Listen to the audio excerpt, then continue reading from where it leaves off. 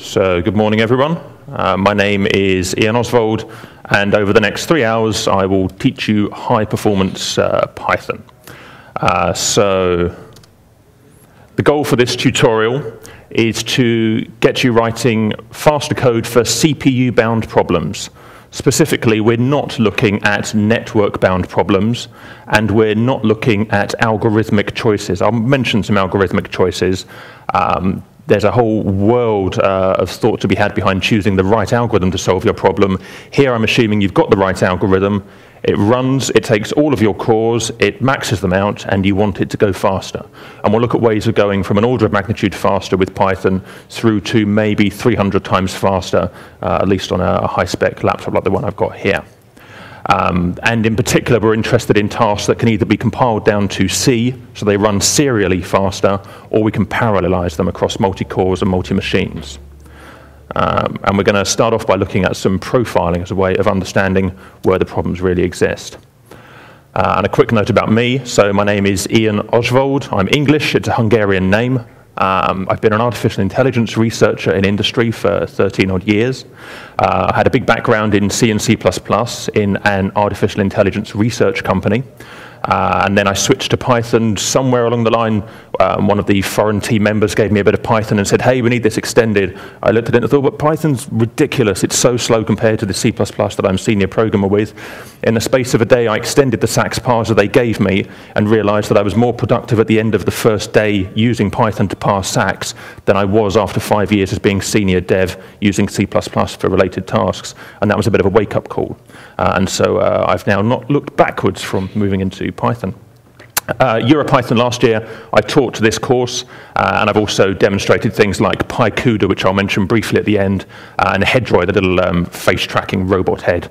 It was quite fun to build. I've lectured at university a bit. I'm co-founding a new startup, which I'm demoing in Startup Row tomorrow, called StrongSteam. I'd love it if you come along and have a chat with me. And some of you may have seen Show Me Do the video tutorial site. I'm one of the co-founders of that site as well from back in the day. I would like to take your photo, please. So at EuroPython, I had lots of happy people, and I was really happy. So can you all please smile and wave? Oh, let's try. There we go, smile and wave. Perfect. Thank you very much. Okie doke. So the photo will go into the updated book that I'm putting together. So after EuroPython last year, I wrote up a 55-page free PDF, and I had it printed up, just one copy, and you're welcome to have a look at it. I'll be updating the book from today's tutorial, and then it'll be the free download still, and hopefully I'll get it finished off in Lulu this time, and anyone can buy a printed copy if they wish as well. And your photo, your smiling mugs will be there at the front. I posted up about the prerequisites, which I hope you've all got installed. Don't worry too much if you haven't got all of them installed. We focus a bit more on Cython. Everything else we use, but we kind of move through it all at a fairly quick pace, 15, 20 minutes per chunk. So if you haven't got one of the items installed, just buddy up with somebody around you and it'll be fine. At this point, I'll just check. Has everyone got most or everything installed? Is everyone comfortable that it runs? Question? Yeah? Oh, no, you're happy. Perfect. Any problems? Hands up for problems?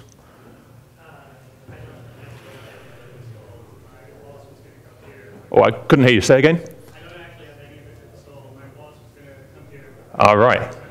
Could you buddy up with somebody? That would be the easiest thing. It's certainly a bunch of this. It will be very practical, transforming the code that I've given you at the beginning and working through it. So it's easier to have two pairs of eyes and hands, I think, working on the problem. And which teaching assistants do I have? I've got Mark here. Mark, and Francesco, perfect. Okay, so we've got two high-spec Pythonistas in the room. As and when problems occur, these chaps are happy to help out. Okie doke. So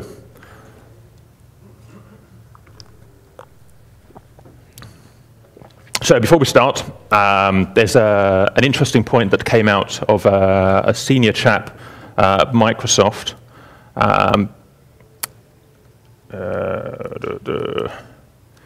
He makes the point that if you compare compiler optimization technology and how it changes over the years with hardware technology improvements following Moore's law, the improvements we get from compiler technology improvements by themselves is very minor compared to the improvements we get through hardware.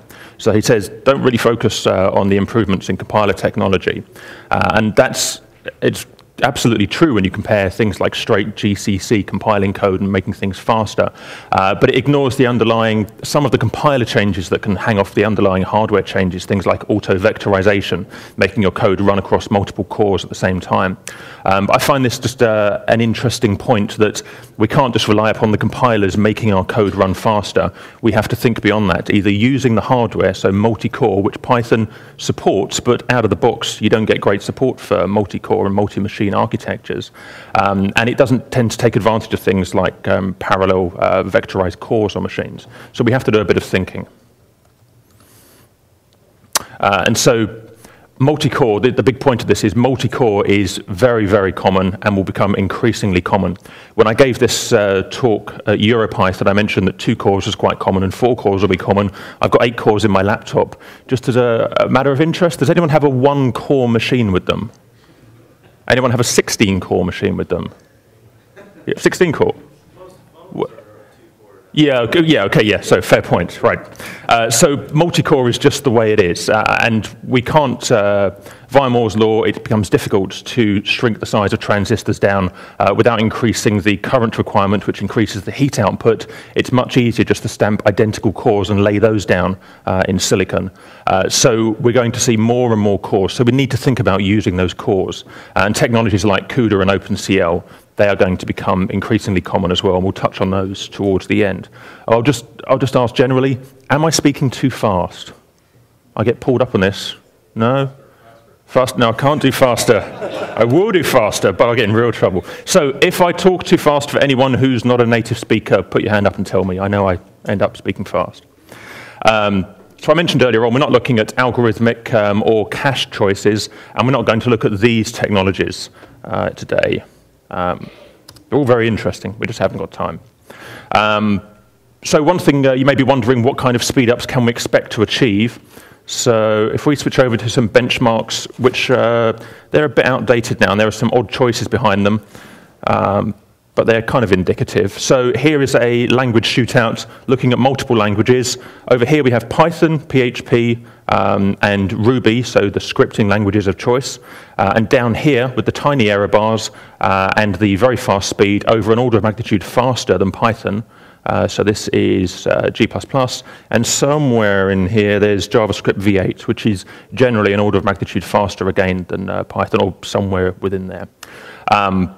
This is comparing Python 3, so not comparing Python, not comparing PyPy, and not comparing any of the technologies that we're going to look at, like ShedSkin and Cython.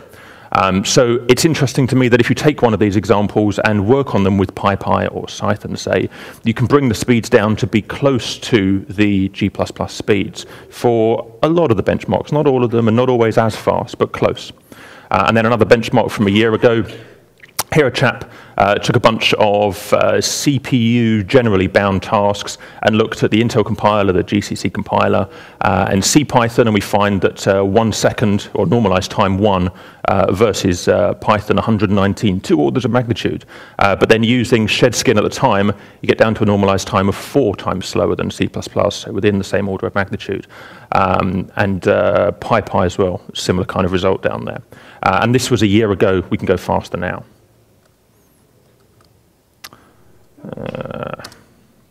So a quick real-world result. I was working for a physics company doing some consulting. There I taught the boss. He switched from Fortran, already had very fast physics code, simulating X-ray diffraction, to reverse engineer the physical construction of LEDs via X-ray spectroscopy machines. Big, real-world, very highly computationally bound problem. I taught him how to use Python. He taught himself how to use NumPy. Every now and again, he'd turn around and say, Ian, this is going to take 1,000 years. It needs to take a day. Can you make it faster, please? So I'd take his code. And in this case, how many of you have used NumPy before? About half of you. Cool. OK, so I took his NumPy. which ran at 240 seconds. I added more numpy by just doing profiling that I'll show you shortly. And we get to 160 seconds. I had a little think about the algorithmic choices and realized there was an if statement that could cut out a bunch of computation. We get down to 126,000. Separately, on all the numpy work, I tried Cython integration, which we're going to look at, and I got that branch down to 90 seconds. I combine the results together and we get 80, and then I make it run with multiprocessing over 4 cores, and it was the run times were quite long for each of the tasks, so it parallelized wonderfully, so 80 seconds over 4 cores went down to 20 seconds. So that was quite a nice result. So there we got an order of magnitude improvement out, and that was a day or so's worth of work for him. That kind of thing becomes very easy when you've got the right tools. So we're going to look at today running a pure Python Mandelbrot plotter example. Takes about 12 seconds to run. We're going to run it with PyPy, and then we'll get an order of magnitude speed up, just out of the box with no changes. We'll look at Cython and ShedSkin, and we get a further speed up. So in this first part of the talk, we're looking at around a 50 times speed up on this particular task. Whether or not this applies to the kind of problems you're dealing with all depends on the problems you're dealing with. These choices are very specific to this kind of massively parallel and embarrassingly parallelly defined problem. But we can talk about your choices later on if you want. We're then going to look at using numpy. We're going to look at the wrong way to use numpy, in which case the execution time goes from 12 seconds to 50 seconds. It goes 5 times slower, which is rubbish. But then we figure out how to make it go faster, and we get down to 0.23 seconds. And by using all the cores and the new p-range operator in Cython, we get down to 0.04 seconds for the same task. So at that point, we're getting somewhere around 300 times faster than the original example. And we'll have a play with multiprocessing on one machine and ParallelPython across multi-machines. And if we get there, we'll end up running with a bunch of you on the network as well. We'll be sharing the task amongst a bunch of machines, which will be quite nice. Okay, so we've got some building blocks. You've got them installed already. You've got pure Python slow.py installed on your machine, I hope. Multi.py, that's for the multiprocessing later on. NumPy vector. We're going to be looking at vectorized NumPy calculations towards the end. I'm hoping we're going to have time for that. We'll just kind of play that one by ear. What we need to do now is run the pure Python slow example and just test that it all works. So here I ran, in that window, I ran pure Python slow.py. Takes 19 seconds, and I get that result. So all of you that wish to participate in the real lump of the tutorial, the live coding, please run that now and just test that you get this up. And if we get any problems, we ought to address those right now. So has everyone run it and happy with the results? Can you put your hand up if you have just run it? Just so I know. Still running? Okay. Well, that's fine.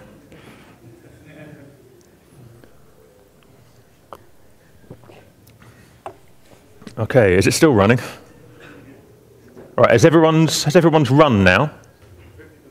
50%. My God, how old is that machine? 42 seconds. 42 seconds. Okay, so I deliberately upped the configuration for this because I'm running it off of an 8-core, very recent laptop. Yeah, I probably should have downclocked it a little bit, knowing that there'll be a variety of machines in the audience. So, well, anyway, it'll go much faster shortly, and that's all that matters. So, does everyone have a sane output that looks like this, or at least everyone who's finished? Where does the image come from? The image comes from the Python imaging library, PIL.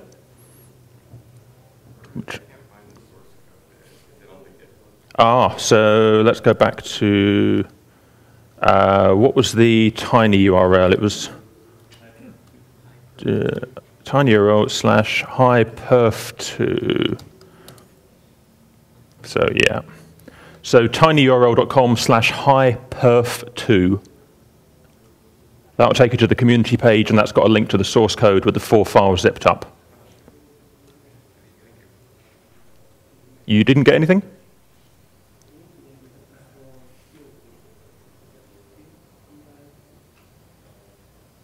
If not, there was a USB stick floating around. Is that still floating around? Could you pass that one over to the chap at the back?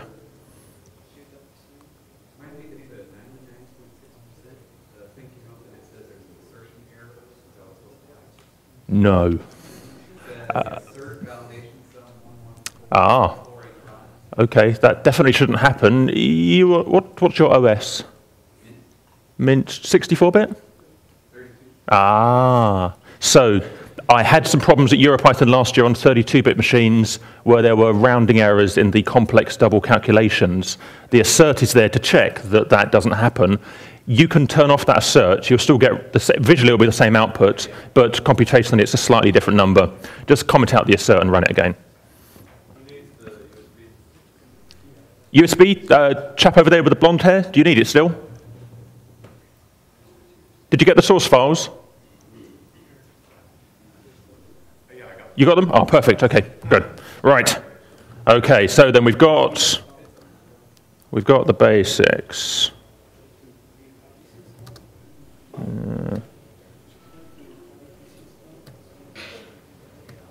Right. So then, what we want to do is discover where the slow bits in the code are.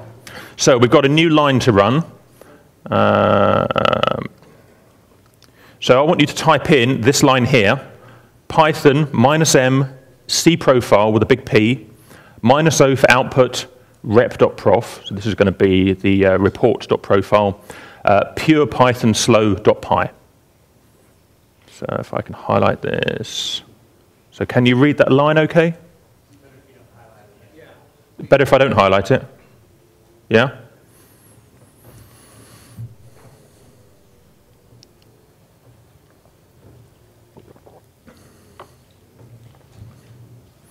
So let me just highlight that and run it in the background.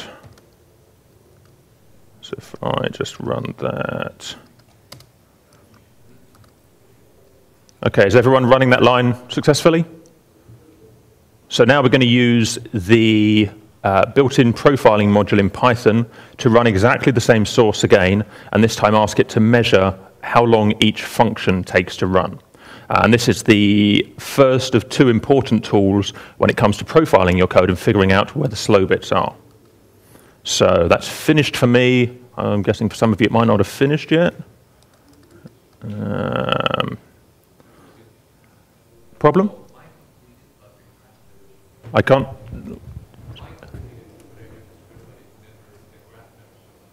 Do you have the Python imaging library installed?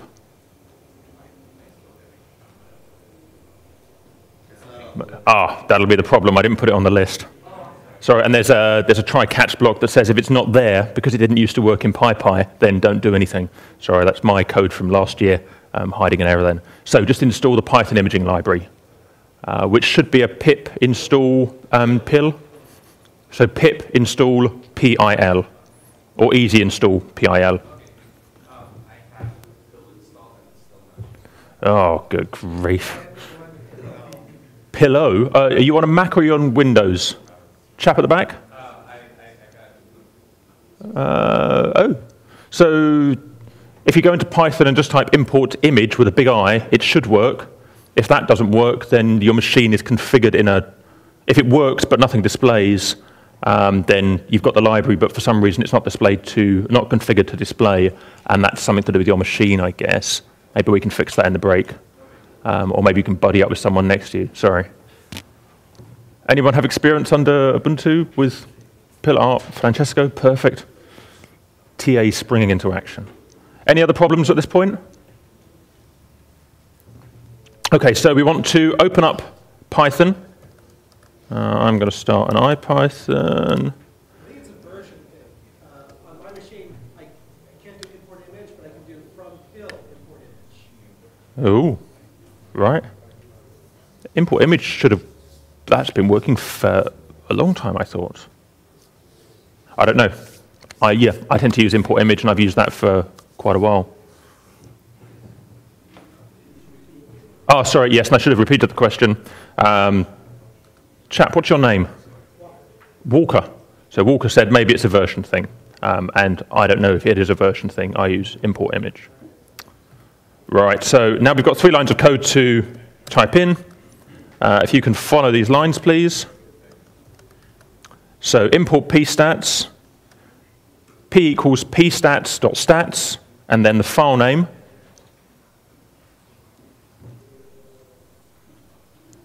Cython. Okay, you can kill it, run it again, and at the end, you put in 2 arguments, 300 space 300. You'll have a smaller plot with a smaller number of iterations, and that should complete quickly.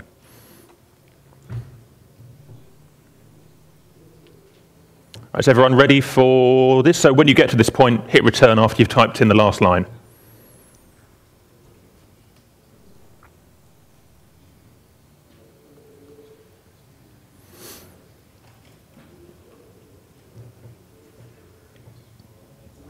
Everyone read that? Podium's in the way. Ah. So making it bigger wouldn't help then. Changing the import worked. Changing the import worked? Yeah, from pill import image. Okay. Okay, cool. So from pill import image works apparently. Can you not see the podium at all from where you are? Is it worth moving maybe? Or if I scroll, can you see it now? Up at the top? I'm getting an assertion error when it runs the profiler. When it runs the profiler? Yeah, an assert that failed. Something I said. Did it fail when you ran the code first of all? No. Just when I Is it the assert on the validation sum? That really shouldn't happen because it's the same code being run by the same Python interpreter. Comment out the assertion. And if you want to run it faster, just run Python, just run the whole line, but with arguments 300, 300 at the end. By default, the argument that you're not seeing is 1,000, 1,000, which is big and many iterations. Just do 300, 300, and it'll run quicker. So is everyone, or most of you, at this point now where we've got the output on screen telling us about the slow points in the code? So this is kind of hard to understand. This is not an easy thing to read. So what we're looking at here is for the default case, which has got 1,000, a grid that's 1,000 large, 1,000 by 1,000 pixels, with 1,000 iterations, we run this many function calls in this amount of time, and then we get a breakdown of where the time is spent. We'll look at an easier way to visualize this in just a moment. So the whole module, when we come in at line 1, we spend 24 seconds, of course, because that's the entire module. Inside calc pure Python, we spend 24 seconds. And then we've got this calculate Z serial pure Python, which is where the work is actually being done. And then there are some sub-functions. Now, let's just have a quick look at the code. So when we come in, this is pure Python slow in gvim. So when we come in, we set up some default arguments that I've mentioned. I was just trying to gloss over that earlier on. And then we ask it to calc pure Python, and the argument true means do a display. So if you set that to false, then it won't do any pill drawing. And at the end, we get this validation sum. This just checks that we're calculating the right numbers. This is handy. This is deliberately here. This is handy because if when we're changing the code later on, you make a mistake in the code and you introduce a numeric bug, we want to catch it. The validation sum should always pass on everyone's machines. Now, if we go up to calc pure Python, all that's happening here is we're saying for the arguments that are passed in, the 1,000 and the 1,000, set up an X and Y grid that we're going to calculate over. And we're doing this in a way that I can use the numpy code later. This works in PyPy, and this works in Python. So we've got a standard way of just building up the X and Y coordinates. And then we build up an array Q and array Z. This is the complex plane that we're calculating over. We're not going to go into what that means. It's just the X and Y coordinates in complex number terms that's used by the Mandelbrot calculation. And then this is the function that does the calculation, and here's the timing code. And if we go up here, we have calculate Z serial pure Python. This is the function that we're going to be changing over the course of this, and this is where we're about to investigate where the slowdowns are. So here we just have a loop. We go over the range, the length of Q, so the length of the input numbers. We run a number of iterations where we can break out early, and then we store an output. And this output, this line that we're calculating here, this is what we're displaying in that Mandelbrot plot. So the colors that we see there from gray through to white and the black, they're all generated by this routine here. And then when we come to display, we go into this show method at the top. And this, in this case, is using pill to convert the image into a Python array, which can be shown inside the Python imaging module. So the code's pretty straightforward. And what we're going to focus on, so the next 3 hours, is this block here. So if we just switch back to the console, we can see a couple of interesting things that come out of this. The absolute function cumulatively takes 4.8 seconds, and the range function takes 1 second out of the 24 seconds that we are calculating for. So we know that in here, abs takes 4.8 seconds, and the range function takes whether this one or this one, it doesn't break it down for us. These take a second, and yet there's about 19 seconds of calculation time that's unaccounted for. And at this point, we're a little bit stuffed because we don't get a better output in here. In a moment, we'll look at a line profile and we can break this down. So before we go on to use RunSnake, does everyone have this output running on their machines? Any problems at this point? Would you mind just repeating what you showed there? Repeating the code? Taking this to the code, the statistics shown here. Oh, okay, sure. So pure Python slow 1. So that's 24 seconds, that's the entire module, starting at line 1. And then in calc pure Python, that's the setup routine. That takes 24 seconds because the setup is trivial. 24 seconds is spent in that routine, which encompasses the calculation routine. So that takes 24 seconds. Calculate Z serial pure Python, that's called by the line above. That takes 24 seconds, and that's where all the work occurs. And we'll look at this with RunSnake in a moment more clearly. And then inside that calculate Z serial pure Python, so inside here, so this takes 24 seconds to complete. Inside here, we know that the abs and the range function take 5.9 seconds in total. And that means that there's about 19 seconds worth of code in this function that's unaccounted for. And we really want to know where these slow lines are. So let's pop back to the presentation. So, yep. We have unaccounted for time. Is that just the nature of C profile?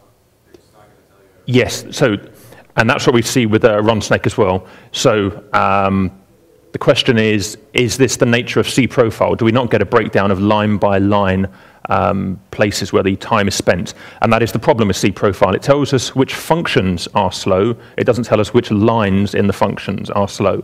And if you come from a C++ background, you'll know that you've profiled right down to the line and inside the line to figure out where the slow points are. Not having that tool is a massive problem when you want to really understand which of the 3 lines in your 30-line function are slow. So enter RunSnake run. This gives us a quick way to visualize the C profile output. Now, it is useful. In this case, not so much, I guess. RunSnake, let's just...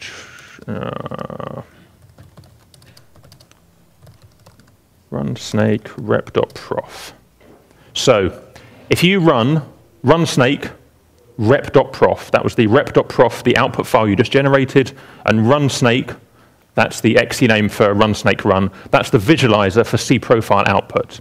Now, in this particular problem, because the Mandelbrot problem that we're calculating is quite simple, the output is not terribly informative. All it's doing is giving us a visualization of that C profile output. So here we can see, this is where we come into the function, this is line 1 of the module, and of the things inside this function that take time, well, the next line that takes the time, we end up into this large block here, calc Z serial pure Python. So this is the for loop, which does most of the work for us. And we can see here that the abs function and the range function take some of the time in that larger function. Most of the time is unaccounted for. It just happens somewhere in there. So on this problem, this is not terribly useful. But if I give you this example, so this is from the physics code that I mentioned before. Here I was dealing with about 5,000 lines worth of Python code mixing with NumPy code. And here you can see on screen, although there is a large amount of unaccounted for time, there are several sections of this particular code base where roughly 25% of the time was spent inside these 2 sub-areas. And in there are lots of sub-functions going all the way down to NumPy calls. And so very quickly I could look at this and think, I know, First of all, I'm going to try and work on this area here because I know from my gut that these problems here, these functions here, they shouldn't be that expensive. They're taking hours of the runtime, and that's ridiculous. So I know exactly, intuitively, where to focus by looking at this output. It doesn't tell me which lines to go to, just which areas roughly of the code are worth focusing on. So there's your first take-home. When you're dealing with a big code base and you want to get a rough idea as to where the slowdowns are, use runsnake-run to visualize cprofile output. It's great for figuring out where the CPU slowdowns are, and it'll also visualize slowdowns for I/O-bound processes. So if you've got slow database calls or you've got slow network calls, although we're not focusing on that, it takes time, and this is a great way to visualize it. Now then, so we've just visualized that. So, as I mentioned, and as the questions have been, the question is, what's really slow inside our function? We've got this high-level overview. We need to have a line profiler. So now we're going to run these lines, please. So back in the console, you should have. Oh, go on. Runsnake-run, at least on the Mac, to say this program needs access to the screen. Please run with Python W, not Python. So, Python W is that adds that's the windowing, something to do with the windowing flag. I don't know. Python W doesn't show the output to console. Oh, okay. Why would that matter on a? Okay, again, yeah. Sorry, Mac specific. I don't know. Hopefully, Francesco can help.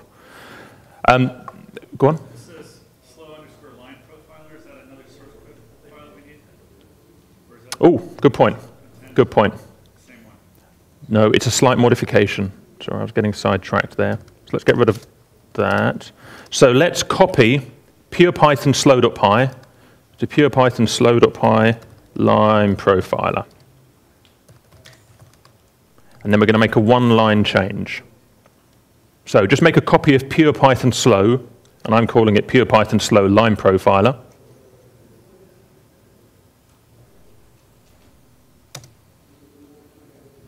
And so now we've got PurePython slow line profiler. Can I make that? I'm guessing that's too small, right?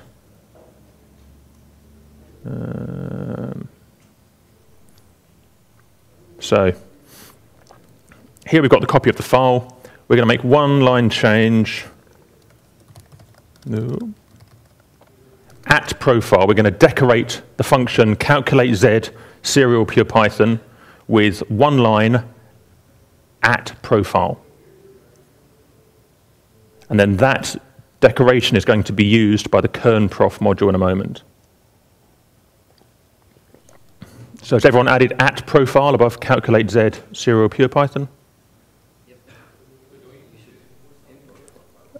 No. We run this code, this copy of the code, through a new module which knows how to deal with that. So it's just a one-line change, at profile. So now we need. What was the import that you used? There's no import, just the one line, at profile. Ooh.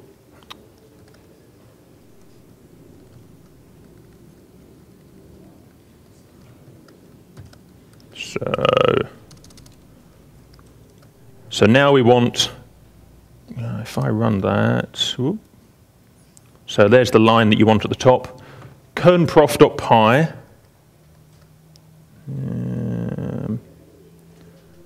Now, actually, you want to stick some arguments and then it's take too long to run. I got the result, okay. So, kernprof.py minus L minus V. So minus L means output the line-by-line result. Minus V, I forget. It might be for, I forget offhand. But anyway, kernprof.py minus L minus V, and then the modified file. If you run it with PurePython slow.py, so the one without the decorator in it, it'll run the code just fine. It'll run at normal speed. You just won't see an output. So it's not useful. What we want to do is, by typing in this line, does everyone have this line now? Does anyone not have this line? Okay. So it should run, and then, actually I'm going to run this more completely at 300 by 300. So I'm just going to run it with the arguments 300, 300 at the end, so it completes in a sane amount of time. If it runs too slowly for you, just use a smaller number, 100, 100 perhaps.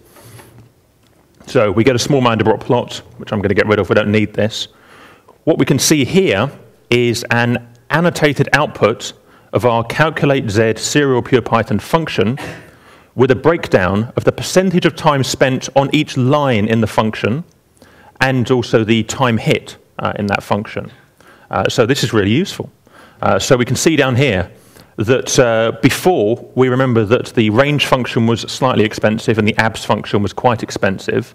Here we can see that the first line using range, that's not expensive at all. That's the outer loop. We wouldn't expect it to be expensive. But cprofile doesn't give us the breakdown of whether it's this line or this line.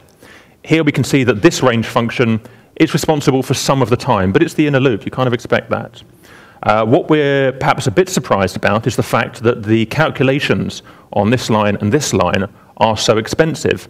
Each hit is quite light, so 0.9 seconds, but in total, that's almost all of the time in the function. So that's 30, 60, 71%, plus the loop on the outside, and that accounts for all of the time spent in the function. So now we know exactly which lines are slow. And that's jolly handy, because now we know where to focus. Now, if we look at this code, those of you who are reasonably experienced programmers, tell me what the problem is, if you would please. We've got a slow changing variable out here, and we've got a line in here that uses that variable. What's the problem? Does anyone spot a problem? Okay, I'm not going to worry about range in this context. I'm not worried about range. I'm worried about the slow-moving variable I. Can someone tell me why that might be a problem? Yes. And it's looking, so it's not only looking up twice, it's also looking up on the inner loop, which is changing quickly, and we're not modifying I in there. So we're doing an awful lot of dereferences. So what's happening here is, each time we want to get the value of zi, Python is having to go and check out the memory location for zi and bring the value back. And then it does the same thing again over here. Then it does the same thing for qi, over here. And then, if this if condition isn't broken, so we carry on with the calculation to generate a lighter color in that Mandelbrot result, we come back round on iteration 2, and we go, okay, let's get zi again. Even though I hasn't changed, then it's out here. Now, with certain technologies, like with Cython that comes later on, that's less of a problem. But here, with pure Python, running in CPython, this is a problem. It's wasteful. Now, I mentioned the write-up. So if you find the PDF that's on my website later, it's just on ianozsvald.com, and that's linked, I think, on the handouts that you've all got. And I'll put up a blog post in a day or two which links to all this material again. But if you find the PDF, there's a section in there somewhere on bytecode analysis. And so there I use the Python dis module, disassemble, and that breaks down the bytecode that's behind the Python code. And you can see all of the dereferences occurring. But for this tutorial, we're not going to cover that. So if you're curious about diving into the bytecode that's being executed in the virtual machine underneath CPython, take a look at the PDF. So where do we go next? So we've got our output. So here's what I need you to do now. I want you to copy purepython slow.py to just purepython.py. This will be the slightly faster version. And you're going to make a change. You're going to change the zi dereferences to zi without square brackets, and you're going to move those dereferences up one level out of that for loop. So if I just show you the code, so where we've got z square bracket I equals z square bracket I, instead we're going to make a new variable zi, and you're going to make it up here somewhere in the outer for loop, and you're going to make a qi variable which equals q square bracket I in the outer for loop, and then you're going to reference it in here. So inside the inner loop, we're just updating zi without square brackets equals zi without square brackets times zi plus qi. Sorry? If the inner iteration goes twice, you cannot do that. You cannot take zi on one level up, right? Because We, it recalculates zi in the inner loop. oh, but we're not using it in the outer loop. I mean that we dereference by multiplying this zi times zi, right? Yeah. But then we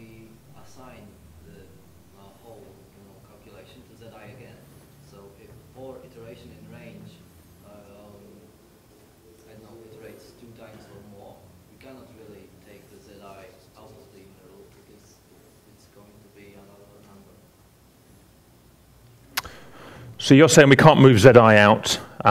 We don't end up using the result of ZI, so we don't. It's local, effectively. Hang on a minute.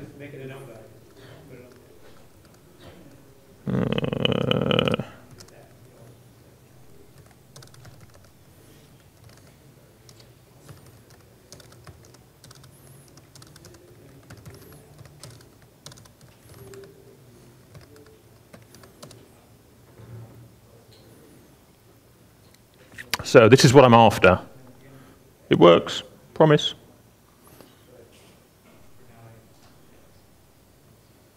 This is what we're after.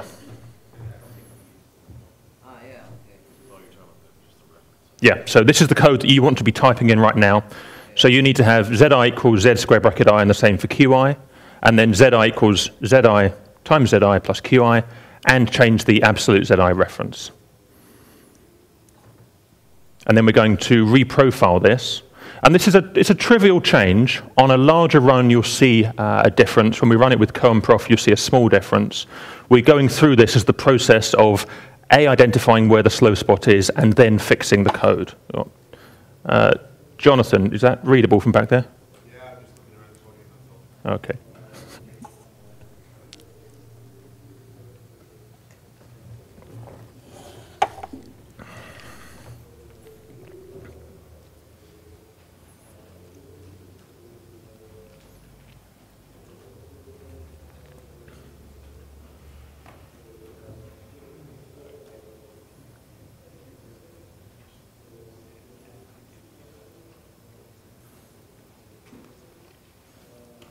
So if I were to run this now, who would be upset that I'm taking it off screen? Any hands? No? Okay, you know what the changes are. So if you need to validate that it works, just run Python, purepython.py 300 300. It'll run quickly, you'll get a small output, and it will tell you that your code is correct. What I want to do is run, we're going to stick in, I'm going to stick in, I need to bring up a new copy of this, don't I? So, copy PurePython slow line profiler to PurePython slow line profiler. In fact, I'm just going to copy the one from before.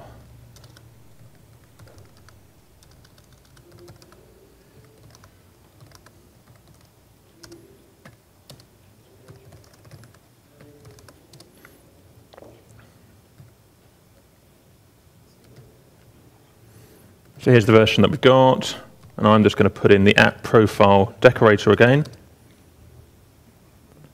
And so if you can just run the kernprof module again on this version.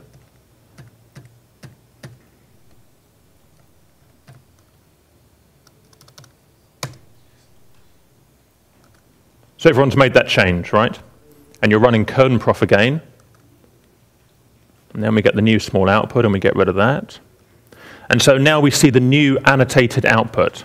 So we can see up at the top here that the cost of dereferencing is quite small now. In total, it's a very small amount of time.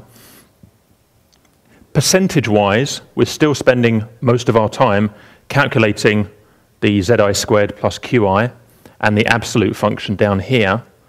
But if I scroll up a couple of lines, total time 3.61 seconds. That should be slightly cheaper.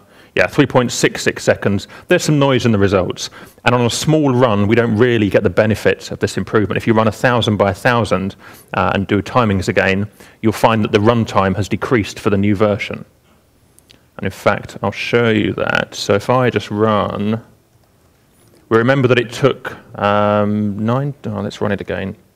19 seconds or so for the first version, and it comes in at around 12 seconds then, I think, for the second version.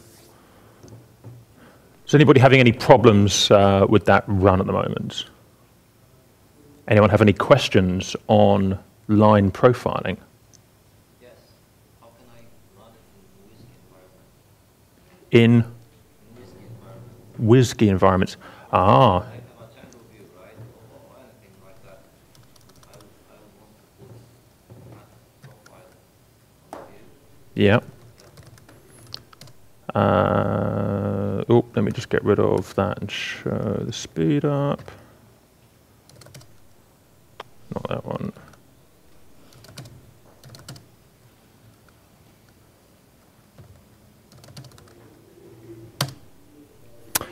So how would you run it in a WSGI environment? So, I've profiled behind bottle before, bottle.py. I've certainly profiled with cprofile. I don't know offhand, but there must be a way. I'm sure I did line profiling because I've run CPU-bound vision code behind a bottle gateway before, and I remember profiling that. Offhand, I don't remember, but catch me at the end. I think it should be possible. Ask me at the end. Okay, so now what we care about is the fact that we've gone from 18 seconds on my laptop on the big problem with the slow version. All we've done is changing the dereferencing and we're down to 12 seconds. So that's a good step forwards.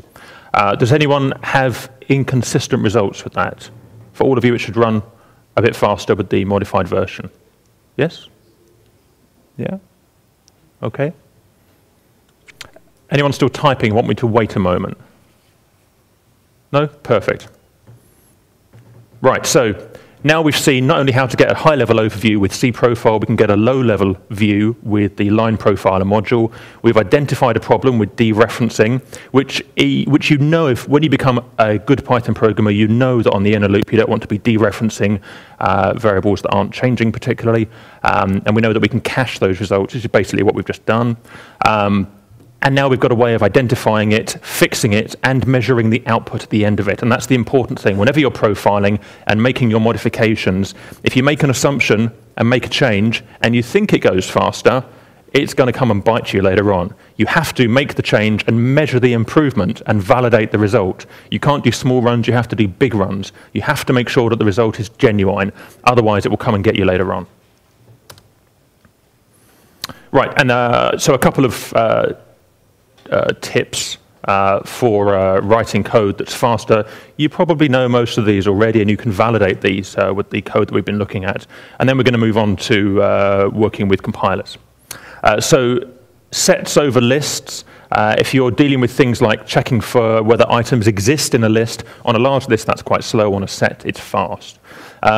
Dict with square brackets will be faster than a dict.get. It'll throw an exception if things go wrong rather than dict.get, which will look up and then return a none. Built-in sort operations, generally speaking, don't try and write your own sort operation. It'll probably be slower than the ones provided in the default objects in Python. The built-in sort is optimized. There are several different algorithms that are called into play depending on the kind of data and the size of data that you've got. If you go into the CPython source code, you'll be pretty impressed at the different algorithms that are being used in there for sorting. List comprehensions. With list comprehensions, rather than a for loop, you end up enabling CPython to run the code in C behind the scenes and give you a result, rather than a for loop, which is running in the virtual machine, iterating at the Python higher level, which is slower. So if you can use list comprehensions on large operations, generally things run faster. And again, if you can use the map operation, again, that will push things down into the C level rather than running in the virtual machine level, and things run faster than with a basic for loop in Python. There's nothing wrong with using any of the other ways of doing things, but if your speed matters, do it the way that you know first of all, profile it, make modifications, experiment, make a hypothesis, have a change, measure it again, make sure the result is valid, and you'll end up making your code go faster. Not by a huge amount probably, but faster. So I'm guessing everyone's installed PyPy. Probably does anyone here not know the PyPy project? Okay, so PyPy, okay. So the PyPy project is a new Python just-in-time compiler. It's written in part by the guy who came up with Psycho, P-S-Y-C-O, Armin Rigo. There's a very talented bunch behind the project. The They've got an entire different source tree from CPython, so they've got the PyPy source tree. It's Python 2.7 compliant. With it, it will run your Python code and, where possible, compile it to machine code in the background so that it runs much faster. That's the basic take-home. And we'll see here in a moment that it gives us about a 10 times speed up with absolutely no code changes, which is really quite impressive.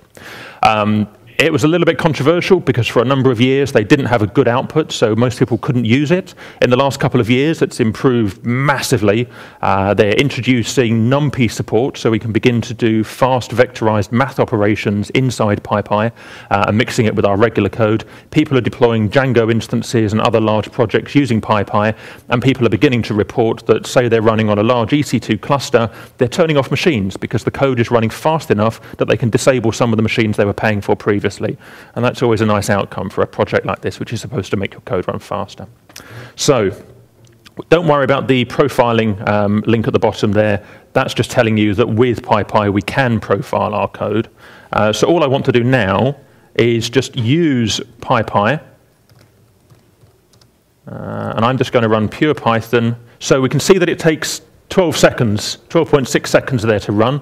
And if I run it with PyPy, then 1.8 seconds. So we get an order of magnitude speed up.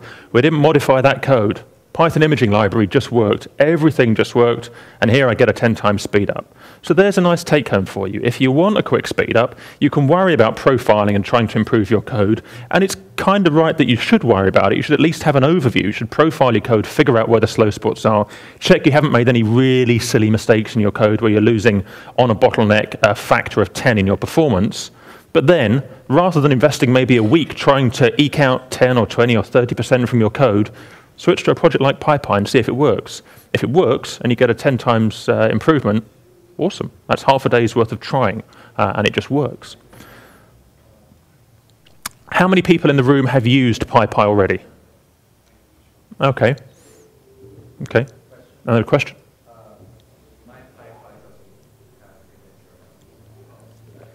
Yes, so the same as you have to install the Python imaging library into CPython, you have to install it into PyPy as well, and that's a good point. So when I first ran PyPy, I was genuinely a bit puzzled about the idea of how do I get to use my CPython libraries inside this new environment, and it took me a moment to realize that it's a whole nother Python environment, and I have to install everything, the same as I would if I was running Jython or IronPython. It doesn't share anything. So all you do is PyPy, setup.py install, or I think there's a way of, I forget offhand, I think you can set up pip and easy install to use it as well. I just downloaded the source distribution and then ran PyPy, setup.py install, and it installs pil into the PyPy directory, and then it runs. Now, one important take-home from PyPy is that it's mostly compliant with CPython 2.7. I think the language is compliant, but many people write code which is not entirely Python compatible, but it happens to work well in CPython, which is an implementation of the Python language. And there was a course, I think it was ran yesterday afternoon by Armin and Fijan and others, telling you how to convert your CPython code so that it's correct Python code, so that it runs in PyPy correctly. And it's one of those things. We use we get to use regular code, which looks fine in CPython. It happens to be an implementation detail as to why it works correctly. So there will be a couple of edge cases that catch you. There's some things to do with file handling and the with statement. I don't know, Mark or Francesco, any comments on PyPy conversion? Have you looked into that area? I don't know if maybe someone else has gone through the course yesterday and has any pointers? Yeah? Was that a question? Well, I was just going to make a, I mean, I'm experimenting with PyPy. Okay. On some physics software. I'm getting a speed up of 40 to 50. One of their demos, it's the Sobel edge detector, and they get a 400 times speed up out of it. But that's the worst possible thing for CPython's dereferencing, and the best possible thing for the compiler optimizer inside Psycho. So that's kind of, or inside PyPy, sorry, so that's kind of the biggest range. So you're getting 40 to 50 times speed up. Some stuff. No, it's nice. So when I was using this I was trying this in the physics company, at the time there was no numpy support. So it was impossible to interface numpy code with PyPy. So for me, it was a deal breaker. I just couldn't do anything with it because the boss's code was all written in numpy. We'd already converted to numpy from Fortran. I wasn't going to convert it again back to CPython. Now, Fijal and a couple of others are working on the NumPyPy project, which is the numpy re-implementation into PyPy. They have partial support for some of the operations, so vector operations on all of the common types, they work reasonably well. I forget what the limitations are. There's a lot of limitations. It's a young project. There's also the beginning of the SciPyPy project, which is the SciPy modules coming over using NumPyPy and working in PyPy. But that's all a very young project. One thing I will say is last year I made a donation. I put up £300 towards the NumPyPy project, and I'll put up more money later on when they're ready for basically for SciPy compatibility. I put the money up because I think that it's quite a good project and it will make things go faster. It'll make my consultancy easier for me. If any of you benefit, they're just normal guys like us and they're living off the salaries that they're raising from the money they're raising. So if you think you'll benefit, they would certainly appreciate a donation from you. So that's my public service announcement. Okay, so PyPy is great. It's evolving rapidly. 1.8 came out only 3 weeks ago. 1.7 was a month or so before that. The numpy support is coming along very nicely. Be prepared for some bumps when you run it. Make sure you've got a decent test environment in place. You want to validate that the code that comes out of PyPy is working correctly, the same as it does with CPython. But there's lots of help online if things don't work because the errors are generally understood now. And if there are bugs, they really care about the bugs. They really don't want there to be bugs. So if you find bugs, report them and they'll fix them pretty quickly. They're a nice responsive team. Right, now we're going to move on to Cython. So, who in the room has used Cython before? Oh, not many of you. Perfect. Okay. Of those of you that use Cython, what was your learning curve like? Would you measure it in hours, days, or weeks to get a benefit from your code? A day? Hours? Yeah? Yeah, okay, that's kind of right. And so we're going to compress that to minutes, and you're going to get it, and it's going to be perfect. So with Cython, we extract Python functions to another. There are several ways of doing it. This is the common way of doing it. We extract a Python function out to a new file. We call it a pyx file. It's pyx because it's based on the old Pyrex project, or the still running Pyrex project. We manually annotate the code, so it's like we're adding types back in the world of C and Java and the like. So we tell it that's an int, that's a complex double, that's an unsigned integer, so it can never be negative, say. The project works across all platforms, so it works on Windows, Mac, and Linux. I've used it with the physics company that was using Windows, so I use Cython there extensively. I promise it works in Windows really well. It works just as easily on Windows. I used it and taught it on the Mac last year, and I'm running it on Linux now. It just works everywhere. It's pretty mature. I've seen improvements of 10 to 100 times by compiling down to C on a single core, and then we'll go beyond that with the new p-range operator, the parallel range operator, a bit later on. And it has numpy integration. So with the numpy integration, numpy, remind me again, put your hands up if you've used numpy. Okay, so half of you. So we'll get to numpy later on. Numpy is effectively a high-level Python wrapper around low-level C and Fortran code, and a whole mix of languages where very well understood, very well optimized libraries are wrapped up in this really nice, friendly, high-level wrapper so that you haven't got to worry about the low-level compilation details. You just get fast math, plain and simple. You put in a massive vector, give it an operation, you get a result back, and it's running at C speed in the background, nicely optimized for your architecture. So with Cython, we can interface with that, and so we can take our Python objects, push them behind the virtual machine's back into NumPy, run it quickly, and bring the result back, all in C, all compiled, and then anything that's computationally bound and was limited by Python's virtual machine implementation stack, we generally get around all of those problems. But there's a bit of work involved, as you'll discover. So we now want, you want a new directory. I'm calling it Cython Pure Python. And you're going to copy the purepython.py example into Cython Pure Python.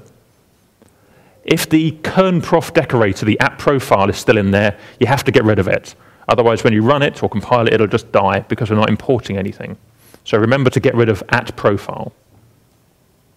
And then we'll walk through the code changes.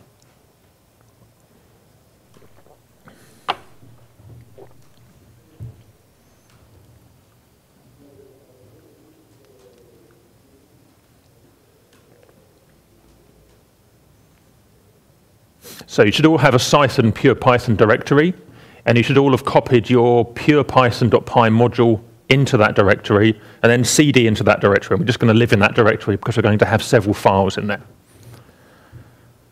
What we're going to do is we're going to make a new module, calculateZ.pyx. We're going to copy the calculateZ pure Python function out of pure python.py and into the new pyx module, just that one function. And then we're going to use Cython to compile it in a moment. And so we'll look at the code. And we're going to need to add a setup.py file, which I'll show you in a moment to get the compilation working. And we're not going to get a particular speed benefit from this step, but the next step, when we start to annotate the code, then you'll see the speed benefits. So I'm just going to jump out and call up the code, and then we can follow through. So what did I call it? Cython pure Python.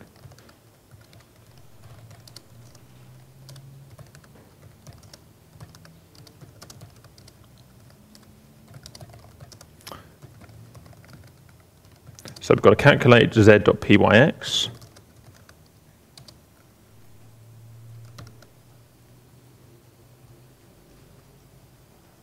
I really should make that default. And we've got an empty calculate. Oops, z. So take your calculate z serial pure Python and cut it out and put it into the calculate z pyx. That's your first step. Just the straight Python code, no other change.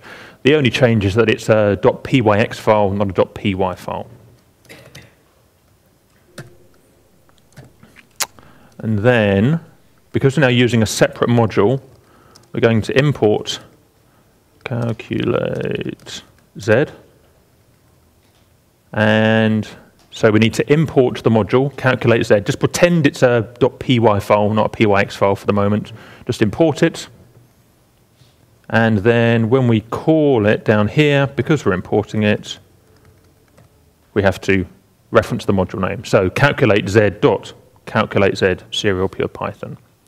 So ignoring the fact that it's a pyx file, which doesn't make any sense, and it's pretending it's a py file, all we've done is extracted the function and put it in another module. That's all we're doing at this point. So that's the first bit of setup. Now we're also going to need a setup file, and I'll just copy that across.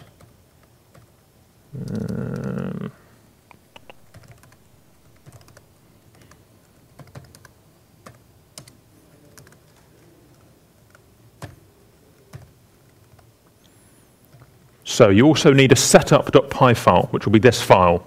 So I want you to type this in, please.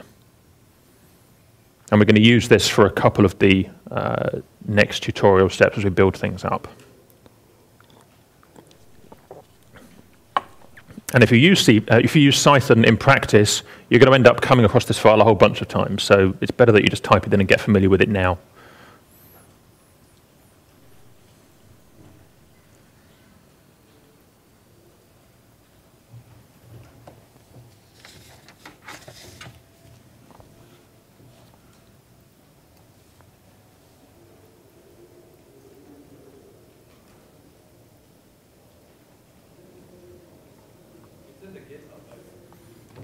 So there is also a GitHub repo with all of the code there, with everything, all the variants, including some of the things that I'm not teaching, but they're all part of the, but they're not part of the, sorry, they're in the book that I'm putting together.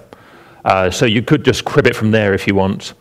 I kind of think you should type it in so that you're familiar with some of the options that occur. Is this monitor in the way? Or am I in the way? The monitor? I don't know if it goes any lower, but no, okay. I don't know if that helps.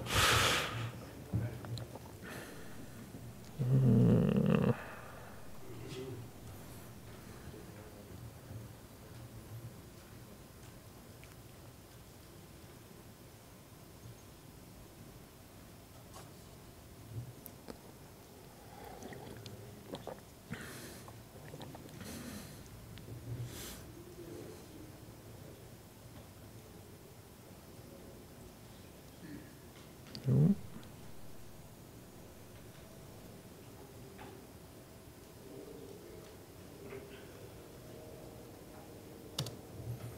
is the difference between writing your own C module, importing it in, and using Cython that you can just generate that module? Are you generating the module instead of writing the straight C yourself? Yes. So if you've got, so the question was, is importing the compiled module different to writing your own C module? That's basically what you asked, yeah? So rather than writing a C module and using, say, the C-types interface to expose it into Python, instead here we're saying I've got a high-level piece of Python, I'm going to annotate it so the compiler knows how to make it go faster, and then I'm just going to use that annotated version. So it's cheaper on your time than writing a C module. This is kind of the step in between writing your own C code, because you happen to really like writing fast C code and importing it into Python. Here we're just using, we can prototype, say, in Python, and then push it down to the Cython level. Anyone still need this up on screen? No, we're good? Okay, we're going to use this in just a moment. First of all, we're going to check that the pyx file that we made is correct. So I want you to type in Cython -a for annotations, and then the calculate z.pyx. And here we'll test if your Cython is installed correctly. So if we hit return, you should get no errors. And if I do a quick ls, so I now get a calculate z.html file. So you typed in Cython -a calculate z.pyx, and it outputs a calculate z.html file. Yep. And if we open that in Firefox, where's my Firefox? Ah.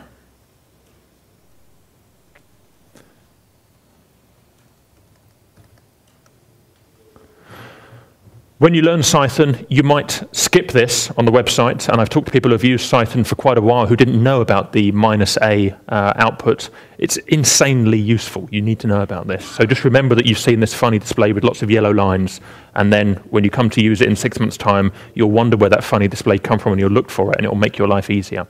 What happens is Cython annotates your Python function, and it tells you which lines it's going to convert to efficient C, and which lines are running mostly through the Python virtual machine and so are going to be not so efficient. Yellow means it doesn't know what to do with it and it runs it through Python. So if we double click it, we see the C code that it's going to generate. And if you look at the C code that comes out the other side, you can just match up this display with the C files that are generated. And what we want are lines that are, well, the only white lines here are the ones that are commented out, so it knows it's not going to compile those. Really, we want most of this file to either be pale yellow or white, which means it's all going down to the C level, none of it's running through CPython, and that means it's basically, you've written a bunch of C yourself and it'll run at C speed. So we're going to use this iteratively to improve our code in just a moment. So just to check, does everyone have that up in their web browser? They've got an HTML output file? And if you double-click one of the yellow lines, you get to look at the C code behind it, right? Any problems? Cool. So we've done that line. We've got a setup.py. Now we want the line at the bottom. Python setup.py. So it's like you're going to run the installer, which you do when you're installing a new package. Only we're going to use the build underscore ext section, which is what you've just typed in, and you want -- in place. So it builds in this directory, not elsewhere. We want the compiled module to be in this directory. Ah, yes, you need to have a compilation environment installed. I think it also works with G++. Did that, when you ran Cython after installing it, did it not complain about that? No. Okay, I'm sorry about that. I assumed it would tell you what it needed. Okay, sorry. So yes, yeah, for Cython to work, it's using a C compiler. It needs to have a C compiler installed behind the scenes. Cython. So when Cython runs, it needs to have a C compiler. Cython uses a C compiler to compile your Python. Oh, Python. Well, let me just check. I'm pretty sure. So if there we go. So, Python, setup.py, buildExt that you've typed in, -- in place, so compile in this directory. It tells us it's running the buildExt section of your setup.py script, and so it's building the calculate_z extension. It's found the .pyx file, and so it's building that for us. Then we get some build information. You can see it using GCC here, and then various options. If you need to debug, it's quite handy that you have a nice output here of what the compiler is calling. If you've got multiple versions of GCC, or you've got a mixed environment, like on Windows you're using, say, MingGW or MingW with GCC, and you've got Visual Studio, you can end up with a bit of a mess here, and so this is handy for debugging. Can you show the setup file again? Ah, sure.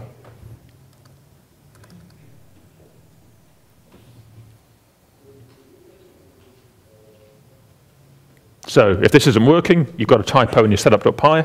Anyone have a problem at this point? Problem? Yeah, no? No? And so what we want at the end, calculate_z.so, that's the output file, and that's what we're looking for. And then,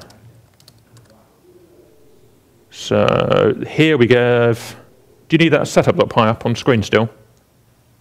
Or are you good now?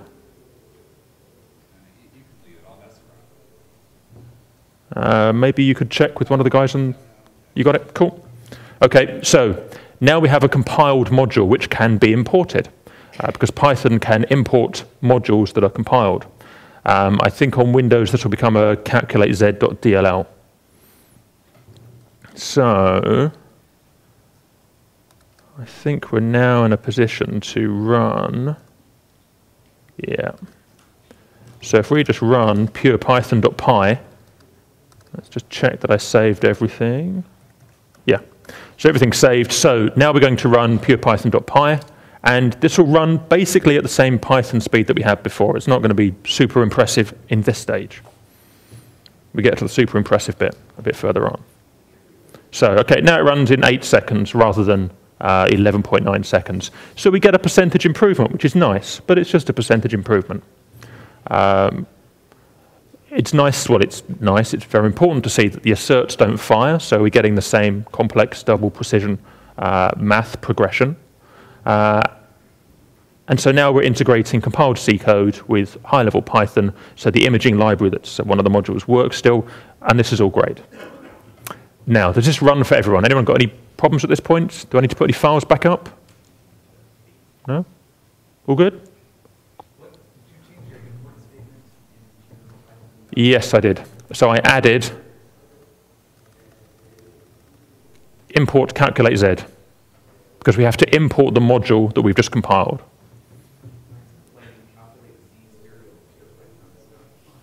Is not.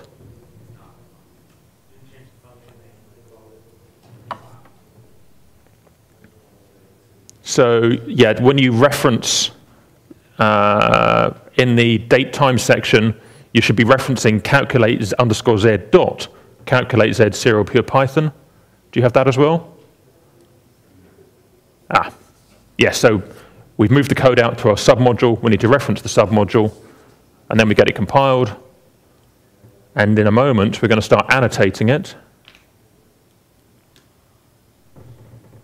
So good for everyone? Right, so now we need to do a little bit of work.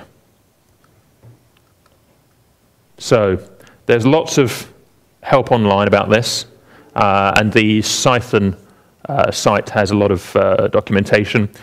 What we want to do is start telling Cython what the objects are, what type they are. So we can tell it this is a list, we can tell it this is an integer, tell it this is an unsigned integer. Unsigned integers are helpful. The for loop will know with an unsigned int that it's never going to go below 0, for example. So it doesn't have to start doing negative array index checking. So it can turn off a bit of the safety checking code when it runs in C. And we can tell it about complex numbers. So let's start to make some of those annotations. So it's as simple as list q. maxiter is an unsigned integer, so we can tell it. And we've got a list z. So that's our first change.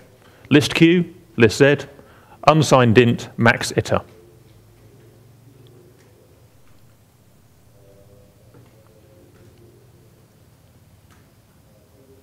Okay, then we save this.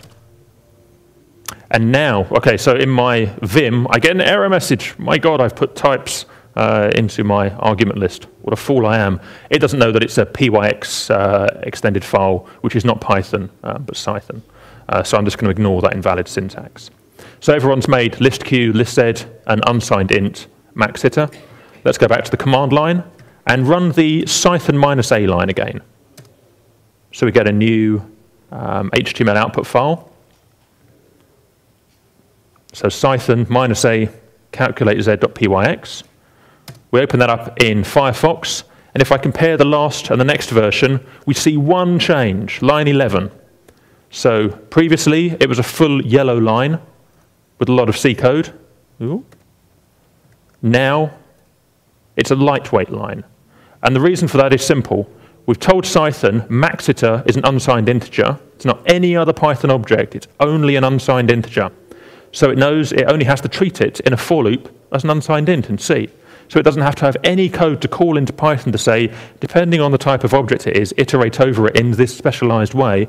It just says it's only an integer. So iterate over it this way. And by being unsigned int, it can't go below 0, so it can turn off some of the checking. What's the difference in the shading? I didn't get that. So if there's no shading, so on this line now, it means it can compile it to pure C without any calls into the Python virtual machine. Whereas before, here we have lots of code, and it's all calling Python objects. So it's using the ref counting and calling into the Python virtual machine level, dealing with the Python objects. Because at this point, it's iterating in a for loop over a Python object. It doesn't know if that's a list object or a range integer or something else with a sequence that can be iterated over. So it's just having to be safe and calling into Python. And we want to get rid of all of these safety levels and just specialize it. So the more yellow you've got, the slower your code, the more calls into the Python virtual machine.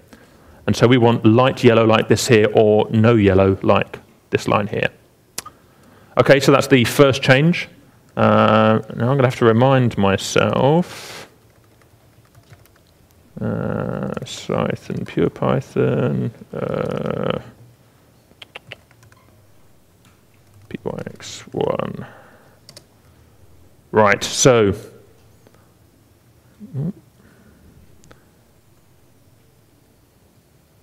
I'll just show you on screen. The next change, I want you to make cdef unsigned int I.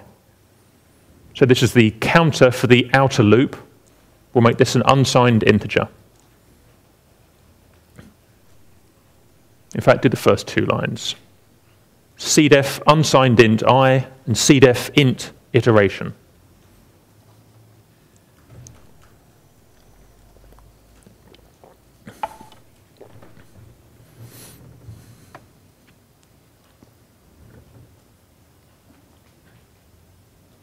In fact, they could both be unsigned ints. It doesn't matter in this case.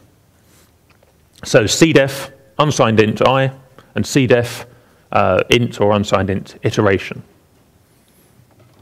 So let me copy that change over.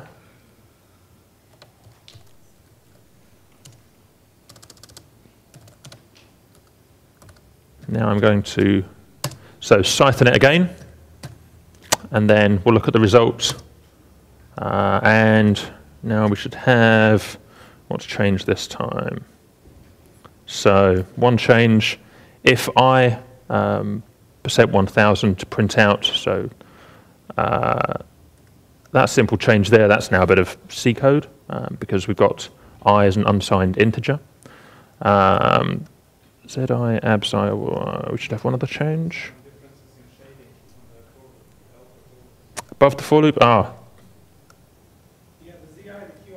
Oh, there we go. Yes, that's what I was looking for. Yeah.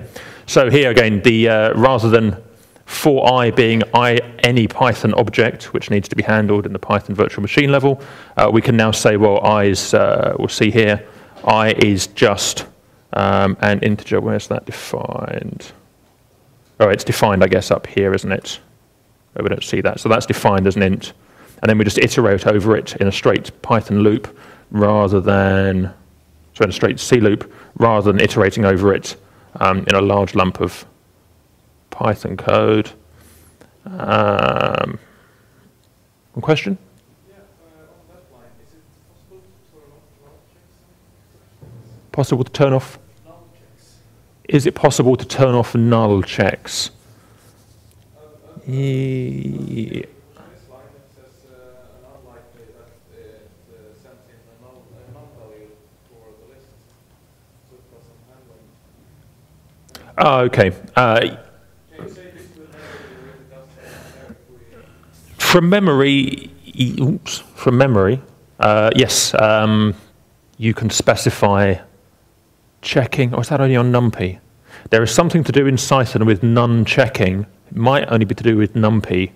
I don't remember offhand. There are a bunch of optimizations you can make to tell it more things to turn off. There are some annotations you can make, which don't help in this case, but there are annotations we can make. So yeah, but have a look up on the Cython documentation.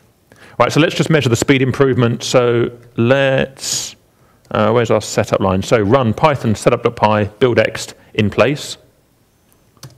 So this is using the improvements we've made so far. And then we'll run it again. So we had 8.6 seconds before. Now when I run it, it's probably not much faster. What about 6 seconds? Okay, so we've shaved off 1.5 seconds by just doing a couple of changes. So that's an improvement. Does anyone not see an improvement? I did on the last one, but I'm running on VM. Okay, yeah. And one thing I've noticed on my Linux laptop, if I unplug it, it goes into on-demand power mode, and sometimes the timings become rubbish. Plug in the power and it becomes good again, and some other silly things. When I shut the laptop down and open it again afterwards, it seems to get stuck into run in conservative mode, and then I don't see any improvements. And I also develop in a VirtualBox quite frequently, and in there I don't do any timing, so I don't trust it at all. So here it's a fresh boot, clean install, optimal conditions. Certainly when you make some of the improvements, although you'll get rid of some of the yellow lines, you won't see a speed improvement because they weren't, although it's yellow and it's calling into the virtual machine, it's not actually slowing it down. So when I was running pure Python, I was about twice as slow as you, and now I'm slightly faster. Why is that? You were twice as slow and now you're slightly faster.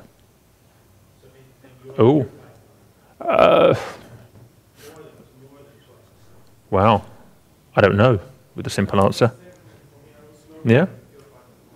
Now you're catching up and beating me. Well, okay, I don't know. Good.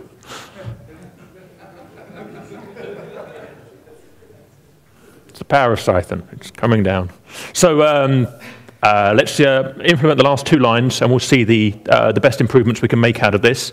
So I'd like cdef complex zi qi. So you could have 2 lines, cdef complex zi, cdef complex qi, but you can declare them on the same line. So cdef complex zi, qi, and cdef list output.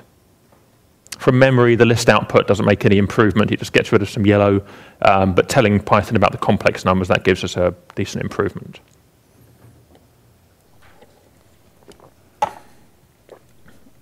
I think that's the only change I made in here. So if I just copy that across.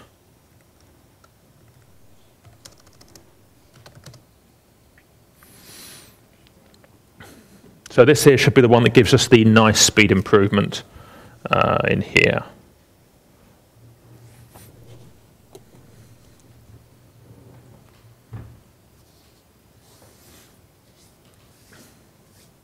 Okay, and then if we compile that, anyone need that up still?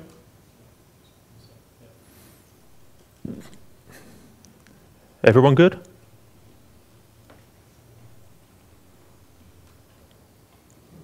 Okay, I'll take that as a good.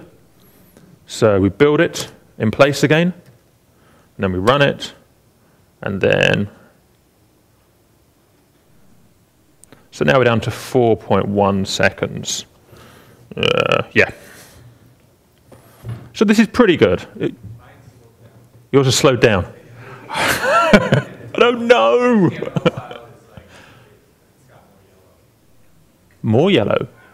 Maybe Francesco can give you a hand. Anyone else seeing more yellow and slowdowns? I jolly well hope not. Is the yellow relative, or is it absolute? Like, is it a fraction? So I don't know how the yellow is calculated, and from what I remember online, they make it very clear that the yellow just says, this is calling into the virtual machine, you probably want to check it out. Beyond that, it's not an indicator of how much slower things go at all. Certainly I've gotten rid of a lot of yellow sometimes, especially when dealing with numpy, and there's been no speed change at all, and then you find one pale line, you change that, and you get a doubling in performance. Again, it's back to profiling and measuring. It's what it all comes down to. Right, now I'm going to show you one last change, which you're not going to have to type in. Am I in the right directory? Not anymore. So,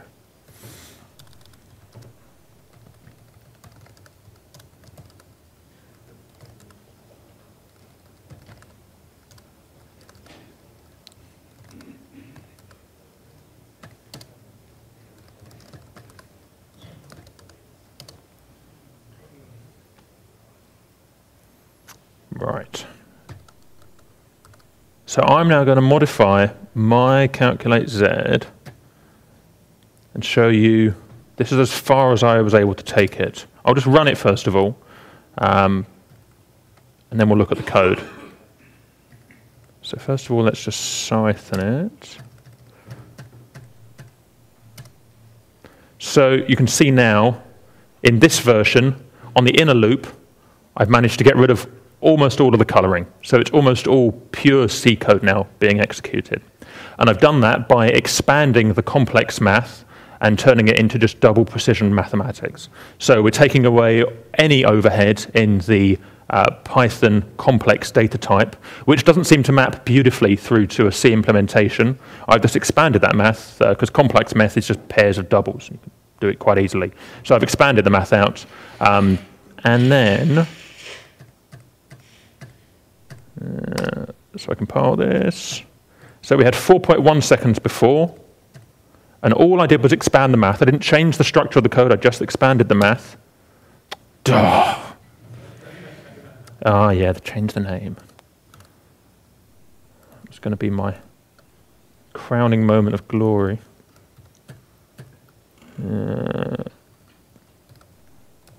Dangers of copy-paste typing. All right. So remember, we had 4.1 seconds before, and now. Sorry? No. The Cython just gives us, that would have just changed the name in the .html output. All the Cython -a does is make an HTML output. It doesn't do anything else. So 4.1 seconds down to 0.26 seconds. And that's a nice speed up. So I think out of that offhand, yeah, we get a 50 times speed up at that point.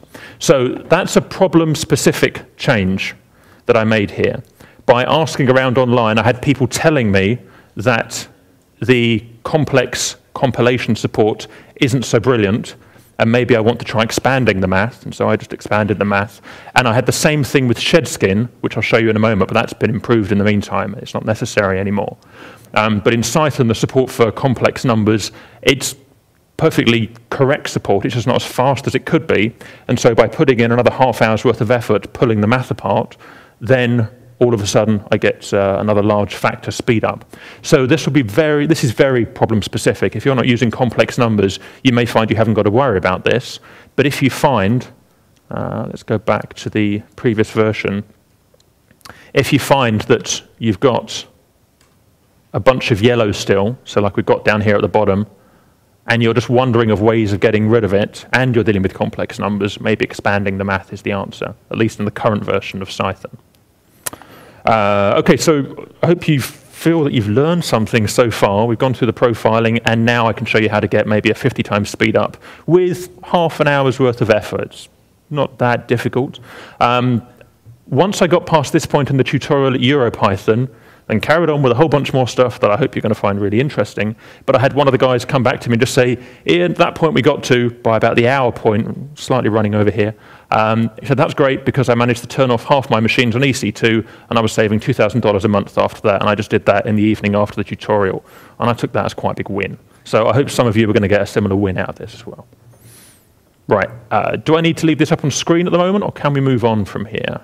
So you don't need to copy all this code. This is going to be, it's up on my GitHub repo, and you can get the better math version that I've just showed you where I expand all the math, and it's discussed in the PDF, the book that I've got.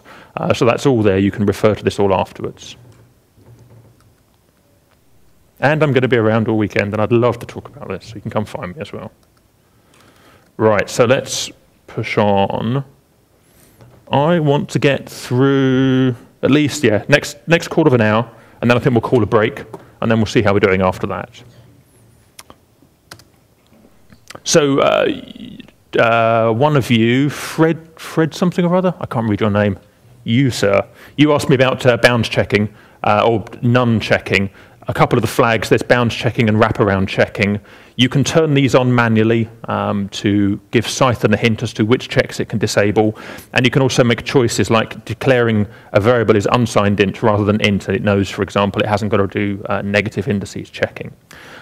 We can also turn on profiling support. So this is really handy. You can enable C profiling support, so we can see, at least with the function level, even though it's compiled in C, and there could be a whole string of functions you've got in a PYX file or a set of PYX files, we can still get up some C profile support for those. So you can get at least a high-level overview as to how your improvements are working. Now we're going to step on to ShedSkin. ShedSkin is similar to Cython, but different. It's useful. I'd love it to be really, really useful, and I really wish it had managed to get further ahead or become more applicable perhaps than Cython, because what it gives us is really lovely, but it has some key limitations as well. So one of the things you've noticed now with your Cython code is that if your boss then says, I don't know Cython and I want to edit your code, you're going to have to handhold the boss and show them how the Cython works, because you've got to keep the annotations in place, check the profiling afterwards to make sure nothing is broken, and have the right compilation environment set up so you can compile it again. And that's a bit of a pain. So with Cython, there is an overhead in your code development. You haven't got to just learn it, you've also got to maintain the code afterwards. With ShedSkin, we can get rid of this. ShedSkin is an automatic type inference compiler. So you run it over a lump of Python code, it'll figure out which types you're dealing with automatically, and it'll export C code, which is compiled in the same way that Cython compiles the code, but you haven't got to annotate anything. You can give it some hints by rewriting some of your Python code. So I had at the version of the fastest version of Cython where I expanded the math. In a previous version of ShedSkin, I had to do that, and I can show you the result of that.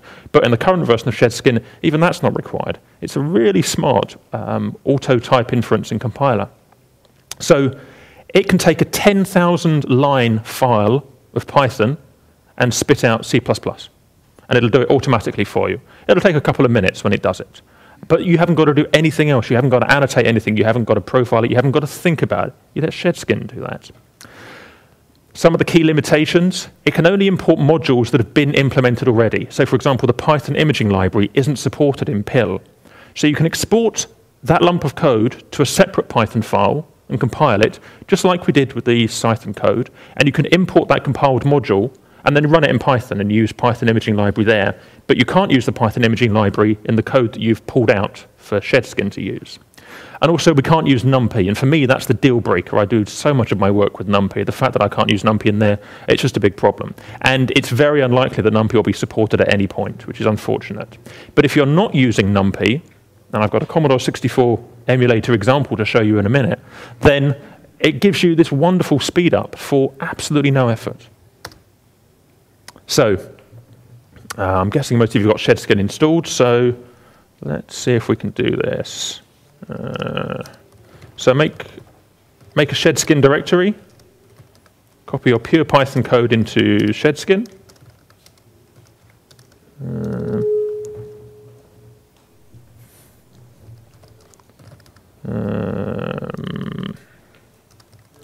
I'll just check I haven't got the annotation in there still.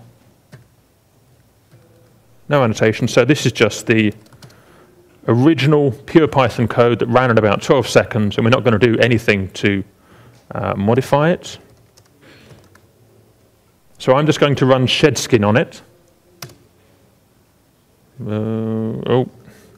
Okay, so because the Python imaging library isn't supported, as I mentioned, we have to make a little change.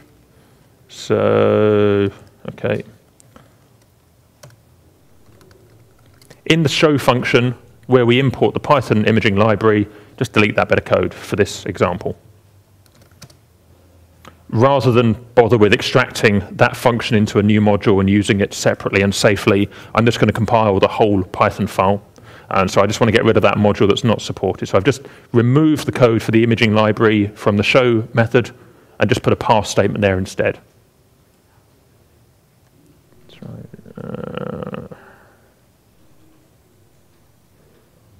You can all see that, right? So the show method just has the one-line pass in there now, nothing else. And then if I compile that, so ShedSkin spends a couple of seconds analyzing the types, then it generates some C++ code for me. And so if we look at the header file, there should be not much in there. Yeah, so the header file is pretty simple. You can see in here that it's extracting the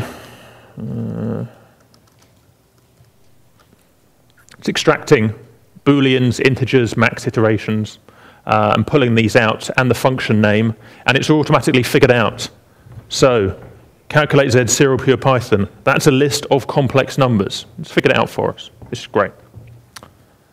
And if we have a look at the CPP gets a bit long. It's auto-generated, so you end up with a lot of code in there. You can see it importing the ShedSkin C++ equivalent to certain libraries like datetime, sys, and time, and the pure Python function that it's just generated for us. And then there's all the auto-generated code. If you went through the Cython output, you would find it reasonably similar to this, auto-numbered variable names and variable names based on the variables that you generated in your Python code. So you can follow it through. And I actually spent a bunch of time last year trying to put OpenMP support into the auto-generated code. So I just took these two files and started wiring OpenMP in by expanding all the for loops and hard coding it. I couldn't get the damn thing to work. It took me a day, and in the end on the list everyone said, yeah, it should work, but we're not kind of sure why. And it was a bit annoying. But it's still straight C, so if you want to get in there and edit, bug fix, or extend, you can pull it apart and rename it yourself. It's easy enough to follow. It's quite clean code. So the other thing it makes for us is a make file. So it's just a standard make file. So we just run make, and it pushes it through G++, same as Cython was using, GCC. Say again, please?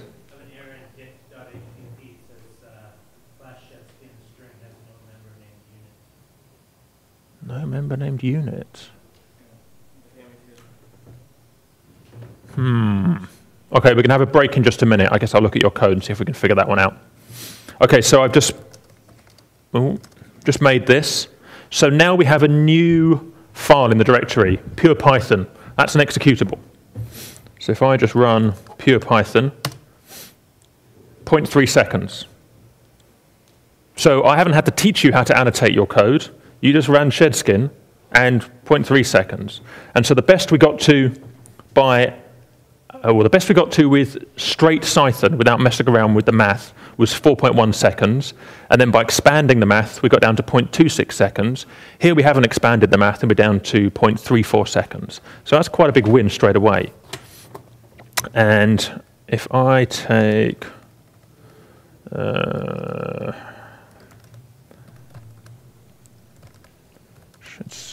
what's it called? ShedSkin, yeah, 2.py into here. So I'm going to, the ShedSkin 2 that I've got here, this is simply a version. It's just a copy of the other one where I expanded the math. That's all this is, just to show you what happens when we expand the math in here. No other changes. So we've We just ran the ShedSkin, didn't we? So now we can make it. So now we're making the version with the expanded math. And it'll take it a moment. And then if I run ShedSkin 2.py, then 0.21 seconds. So now by expanding the math, for whatever reason, I don't know what the difference is between the Cython output and the ShedSkin output. I haven't gone in to go through the C code. But for whatever reason, this compiles and runs slightly faster than the Cython output. But we've done this in 10 minutes. You haven't learned anything. You just learned how to run the command line call. So this is really nice. If you've got a problem that fits into this, so you're not using numpy and you're not heavily dependent on third-party modules, particularly you've got a function or set of functions that you can extract, which are your bottlenecks, and you can compile those, ShedSkin should do this for you cleanly without any code changes, and you should just get somewhere between a 10 and 50 times speed up.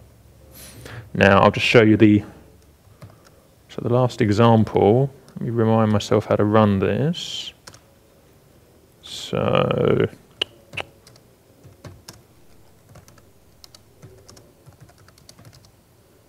right.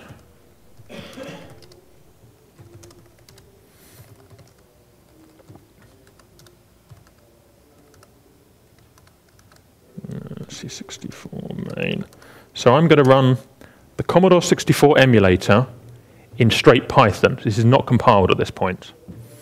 It's a bit slow, runs at about 2 frames a second. Oh, did I? Damn. Let's run it correctly. Minus tape equals. Yeah. So we're going to run this, and we're asking it to load International Karate Plus. Who remembers International Karate Plus?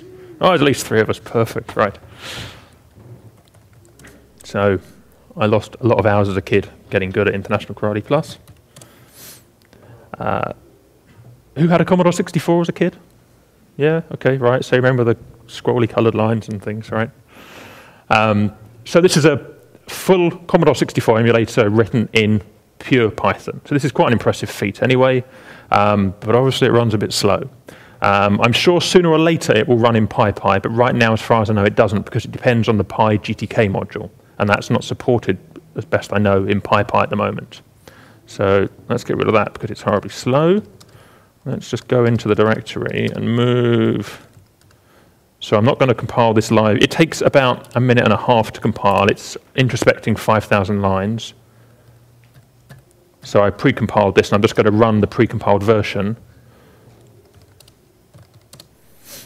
And there you go, full time, real time, effectively. So we've gone from 2 or 3 frames per second up to about 120 frames per second. So we get a 50, 60 times speed up. And again, this happens fully automatically.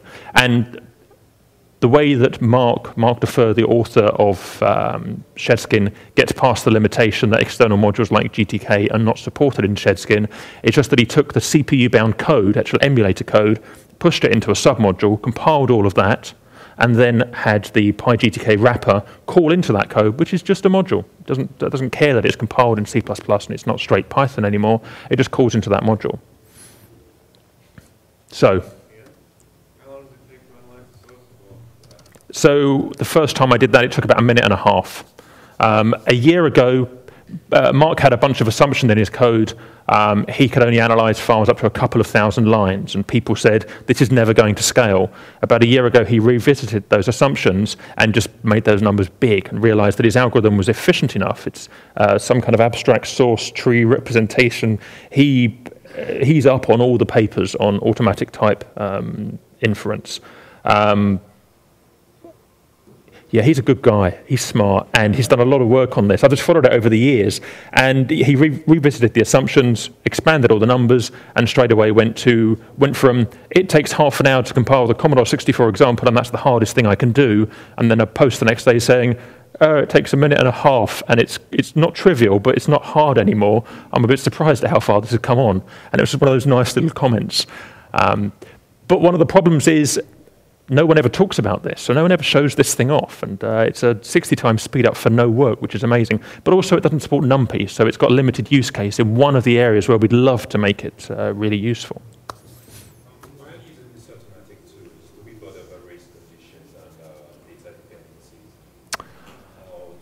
Ooh, interesting question. So the code that comes out should be the same, effectively the same as the Python code. So there is no support for threading or multi-processes, so none of the conditions that would apply if we got rid of the global interpreter lock should apply here. So as far as I know, it's absolutely correct. I've certainly seen no discussion in several years on the list of race conditions or other weirdnesses creeping in. When bugs do occur, Mark and the crew there fix them very quickly, but certainly I've seen none of those kind of issues popping up on the lists. But then we only have one CPU support, and that's a bit of a problem. Okay, so I think I'm going to call a break here, just a 10-minute break, and then we're going to push on after the break. Yeah, we're going slower than I expected, so there's a bunch more material. We're going to cover some of this. There's the online copy of everything, and then I'm free all this weekend to talk it through as well. Let's just take a 10-minute break now, get a cup of water, and then we'll push on. So I'm going to start again in 10 minutes flat in here. Okay, thank you. So we've got an hour and 20 minutes until lunch. I think I'm going to cut off the numpy vector stuff, probably. Maybe I'll just do a quick demo at the end. What we're going to focus on is numpy, using it as a data holder for serial computations, and then integrating that with Cython, and that gives us the really nice speed up that I want to get to. And then switching over to multiprocessing and multi-core, or multi-machine rather, and hopefully running it in a small network across a bunch of machines here in the tutorial. So, half of you have been using numpy in the past. Generally speaking, there's not much point using numpy if you're not using vectorized calculations. How many of you have got a background with vectorized calculations, say with MATLAB or similar? Okay, not so many of you. So that's something we'll cover very briefly at the end. All we're going to do now is convert the pure Python code to use a numpy vector as a data holder, just like a pure Python list. And then it's going to run slow, really, really slow. We'll have a look at why, because this is one of the beginner mistakes when someone hits numpy for the first time. And I figured that as half of you have used numpy and half of you haven't, we should have a quick intro to the way to make it go really slow and bad. But then we can work through how to make that go faster, and then how to go really fast with it. So we need to switch now to...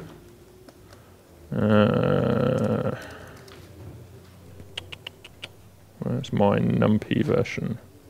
So gvim numpy loop. So you've got numpy loop as one of your base files.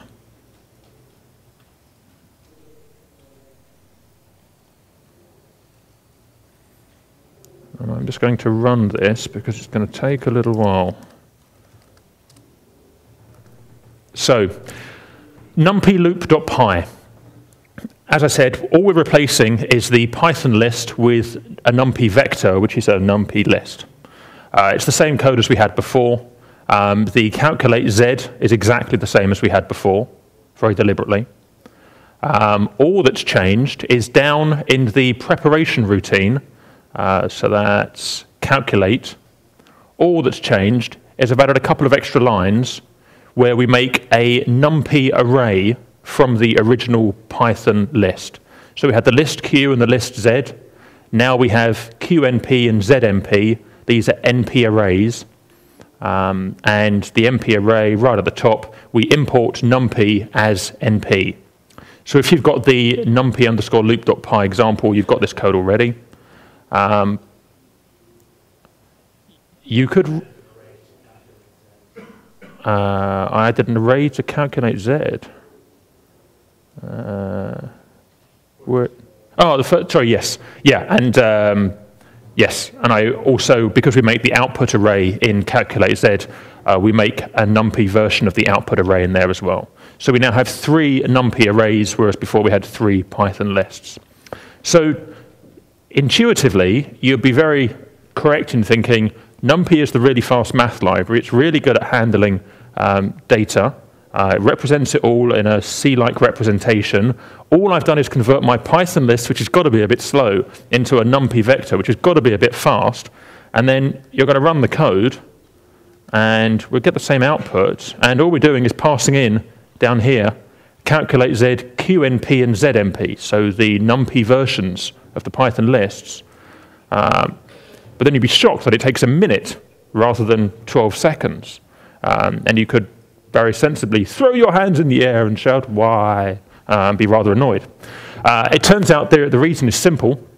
What's going on behind the scenes is that by calling into numpy, you're adding layers of abstraction that you have to call through.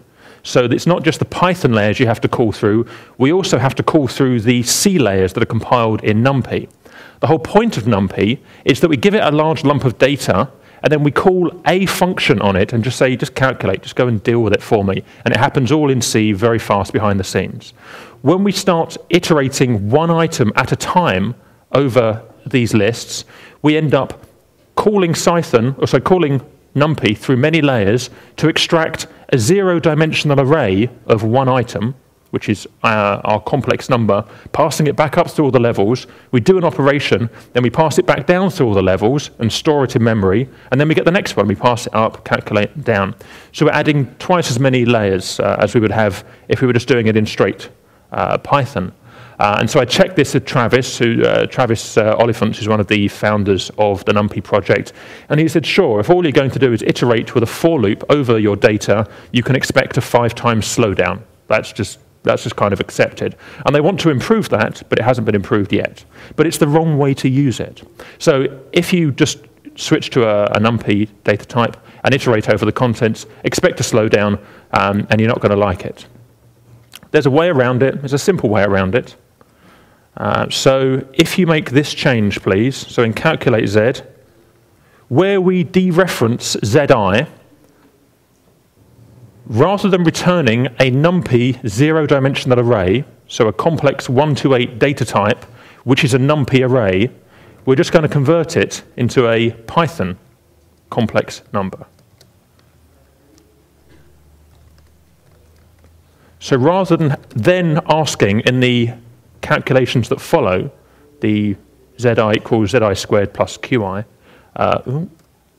down below, rather than asking that to go through all of the layers of numpy, dealing with the complex 1 to 8 data type on the numpy side, instead we're just converting it into a complex number.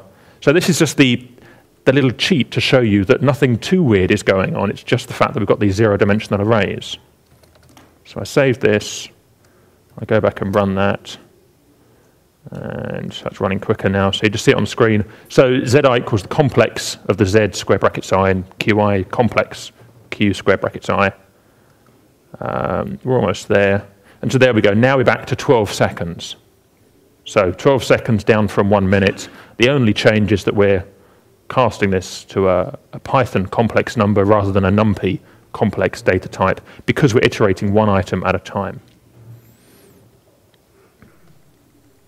So I wondered about whether I skipped this, and Travis said I really ought to show it to you because for anyone who's not used NumPy before, if you go in via this route, you might be confused and pretty annoyed that it runs so slowly. This is why, and this is how you get past it in the trivial case when you're converting your code. Really, we want to start doing more things with it, like dressing it up in Cython, so we can go in faster. And I think we'll skip the profiling on this. But at this point, you could do the profiling, and you would see that all of the slowdown suddenly occurs, before we do this complex transition here, all of the slowdown occurs in this line, and it runs 5 times slower than the previous version. And that'll be a pretty good hint to you as to where the problem is. So now let's work on integrating Cython with NumPy. And here's where you're going to have to scratch your heads a little bit, and we'll work through it. So you want a new directory, please, Cython NumPy loop.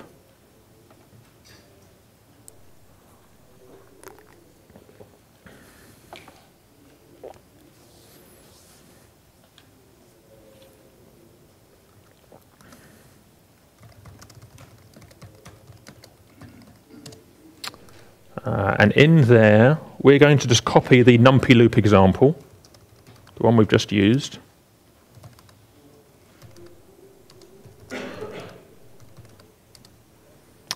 And let's copy the Cython pure Python, the setup file that setup.py file we used in the previous Cython example. Copy that over as well. No.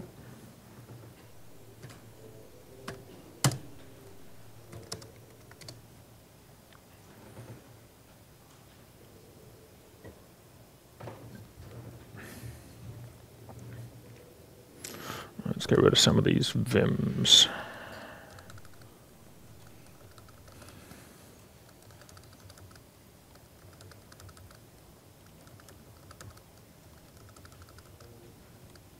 Oh, damn.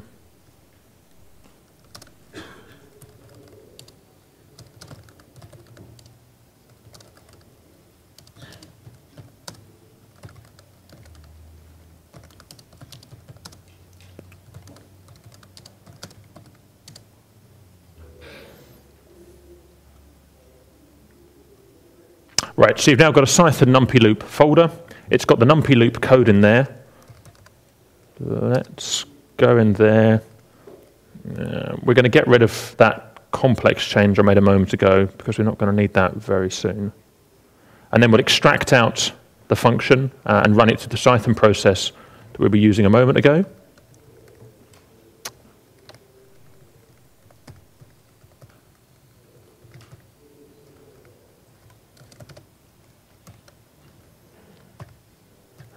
And I think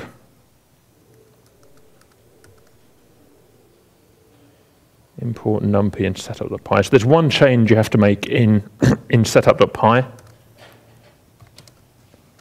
think we just do import numpy. We'll test that in a second.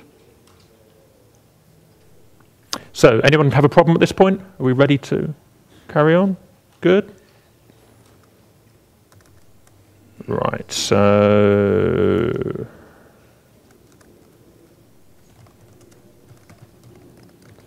let's make a calculate z.pyx, the same as we did before.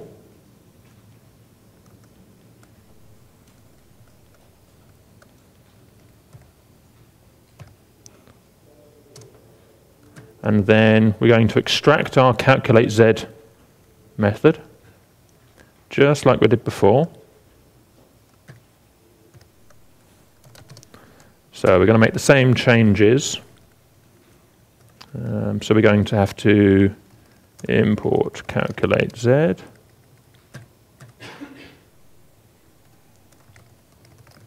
And call calculate z dot calculate z in this case, yeah. So calculate z dot calculate z, method name change from that version of the file.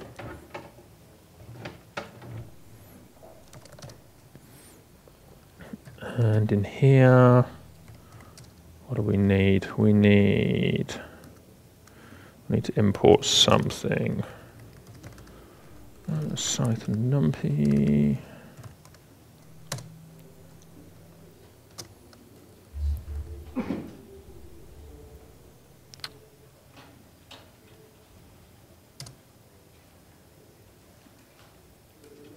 We don't need to import anything. So if I just test this works.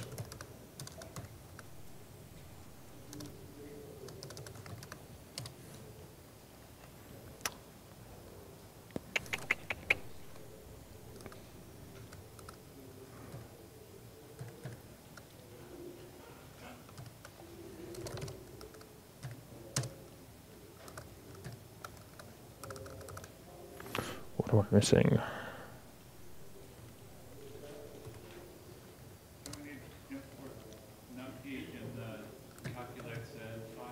That's what I was thinking, but I haven't got it in that version. Why would I not have it in that version?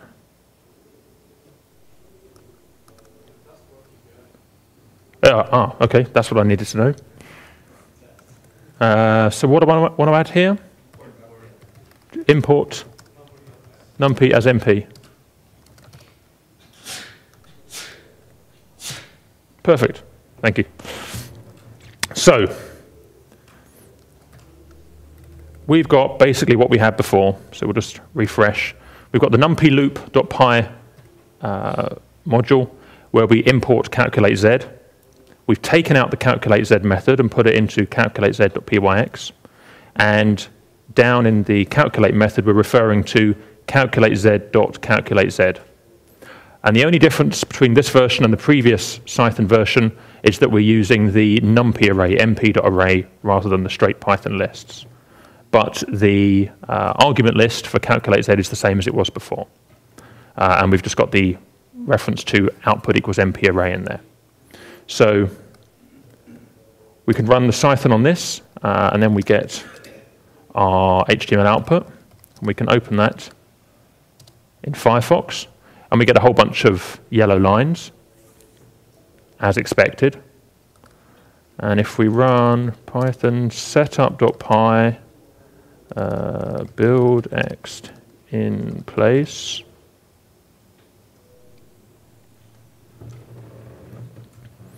so now we get to the point that we've compiled the numpy version of the pyx file using numpy in Cython, so that's the numpy Cython integration. That happened a bunch of years back. Now we get to the new compiled module. So we have calculate-z.so. And then if we run numpy loop, this is going to run, let's see what speed this runs at.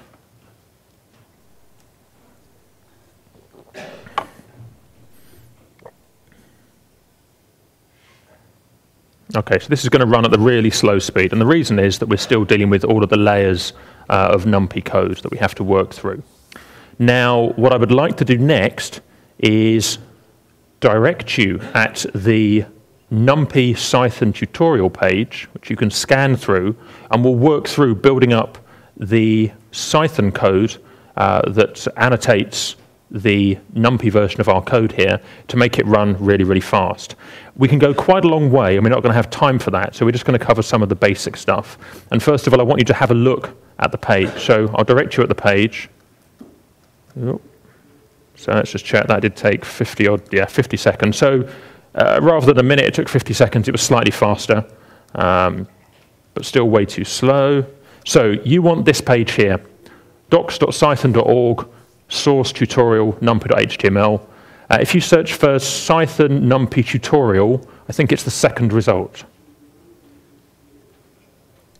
And this page, whenever you're working with numpy in Cython, you're going to love this page at the beginning. I probably lived in this page for the first couple of days of doing it to make sure I fully understood what was going on. There's a lot of information tucked away in here. So what I want you to do is just scan through the first couple of screens, and then we get to the bit about adding types. And here you get to see how we start to dress up the pyx file by importing the right type. So, for example, import numpy as MP. And up on screen, I'll pull up the annotated version, and then we can work through it and improve your code.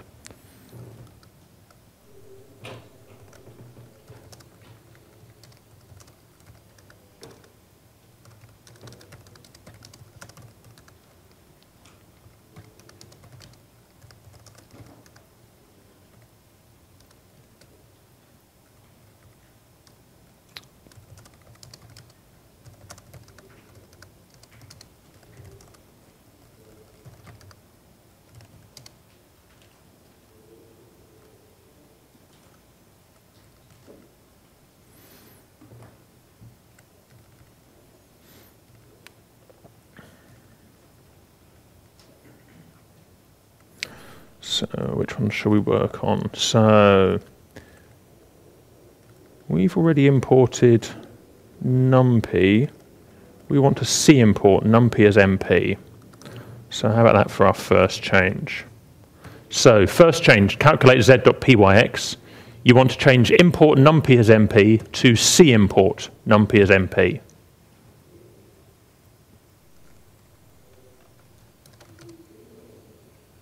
And then let's go back and compile and just test that that's compiled. So yeah, so we need to also import. At this point, we need to have both imports there, don't we?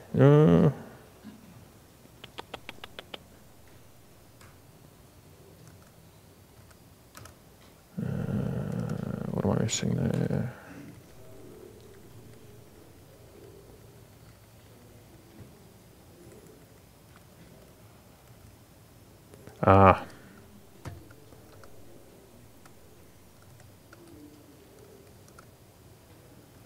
So under extension, yeah, okay, so we want to change our setup.py file as well.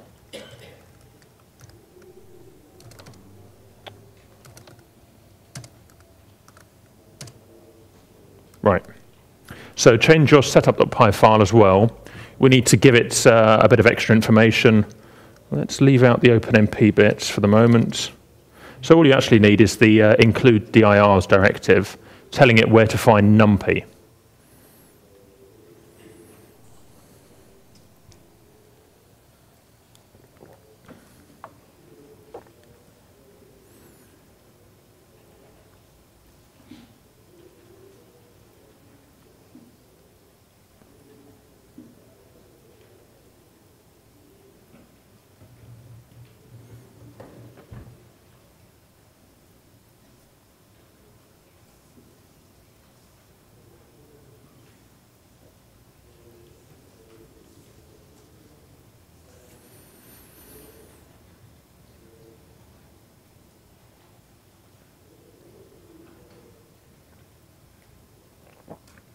And so at this point, if you run the Python setup.py buildx in place, then you should get a compiled calculate z.so without any errors. If we get any errors, we need to fix them at this point.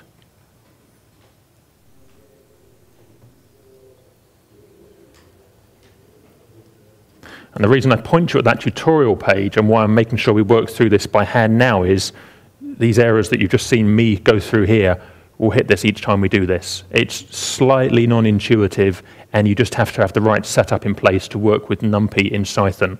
And it's worth going through the pain first of all and spotting some of the errors and knowing that they're easy enough to solve. So does anyone have any problems at this point? Do we have a working version? Okay, so I've run that. And if we just run, so I've compiled, I'm just going to run the numpy loop version, and I think it'll be pretty slow still. Yeah. Who's talking? Oh, sorry, go on. Yep. So are you overriding your C import with your read import? Yeah, now do I need that now? That might have been a kludge one I tried to fix. Let's get rid of that because that's too slow. Ooh. Okay, yeah, it's not needed. Sorry?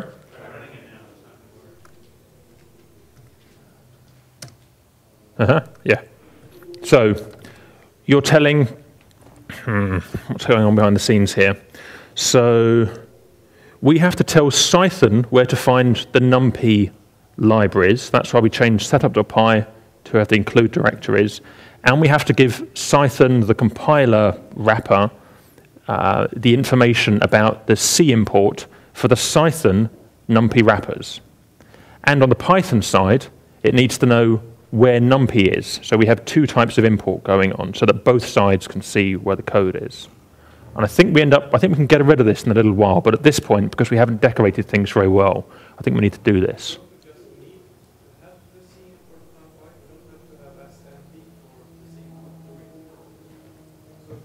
Oh, possibly. Let's try that.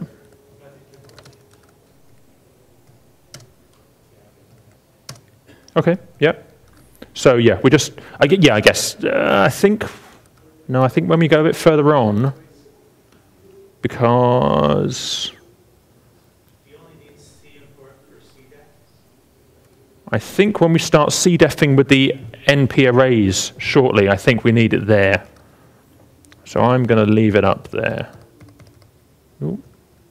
But then, which is NP bound to? I mean, it's... So NP is bound on the Python side to numpy, and on the Cython side, the C import of numpy. Depends on which part of the compiler process is involved. We're annotating it so that the different parts of the process can see what's going on and find the libraries they're expecting. So let's make some changes. Now I guess the first one to go through, let's go through, right, so here's the first change. Rather than receiving objects Q, max, hitter, and Z of any type, we're going to specialize them So Q and Z that's off the side of the screen, they're both going to be np.nd arrays, double complex with dimension 1. So you just need to copy this line in. And then maxiter can be an int or an unsigned int. We don't care about that at the moment.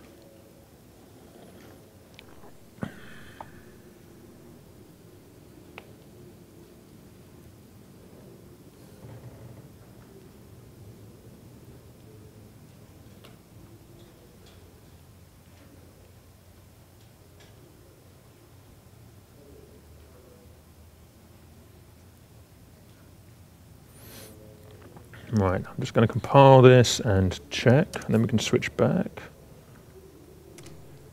Okay. Yep, I'm just calling up. I'm checking I've just compiled it right. Calculate z.pyx. Okay.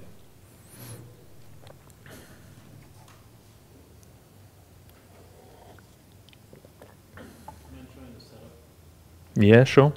Is that okay? So setup.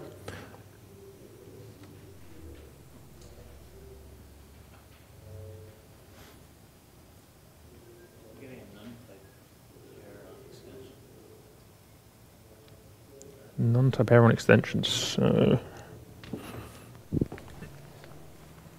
what does that mean? NumPy, you've got that. My build here. Type or non-type.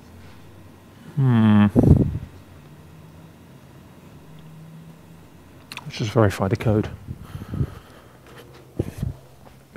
Okay, so everyone's setup has the extension with include dirs numpy.getInclude, and then buildExt, that hasn't changed from before. And we've imported numpy at the top. So we've all got that, right? Say again? Okay, and in the pyx, all we've changed is calculate z. We're decorating the 3 input arguments. So the easy one is int maxiter, and q and z are both np.nd array, double complex, ndim1. So single dimensional of type complex double, not complex single, and they are numpy n-dimensional arrays where ndim is specified. Does everyone have this at the moment?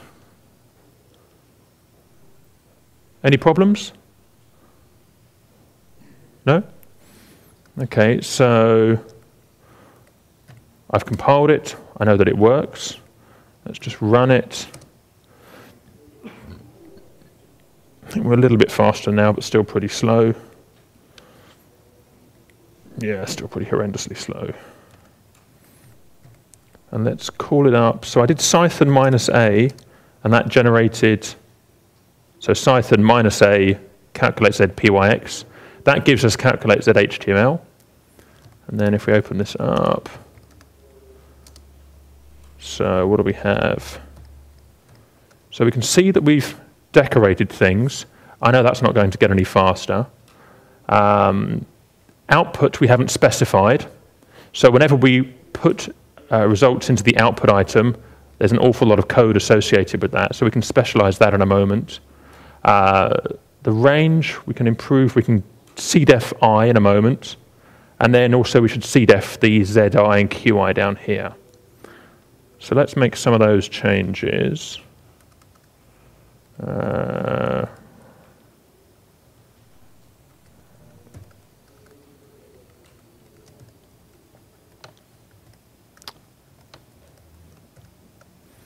Right, so the extra change, 2 new variable declarations, cdef, unsigned int, I. You could do I, comma, iteration rather than 2 lines there.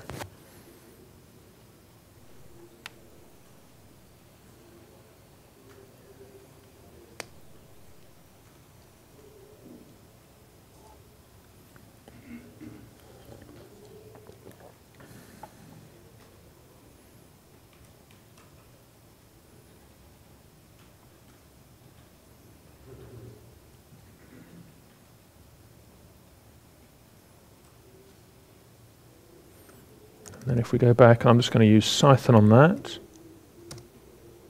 And call up the Firefox result. And if we compare these two, now what have we changed? We must have changed something. Sorry, what was that? Line 15. Oh, so yeah, so we've declared for the modulus operator. We still haven't defined Zi and Qi, so they're not going to be much faster. Has anyone run it and seen a speed difference? Yeah? The for loop is changed. The outer for loop. Oh, yeah, okay, so the range operator was changed there as well. Yeah, because we pre-declared I again. Okay, so that's a bit faster. And then if we improve Zi and Qi, so we want to annotate those items. So we want, oh, that's the wrong version.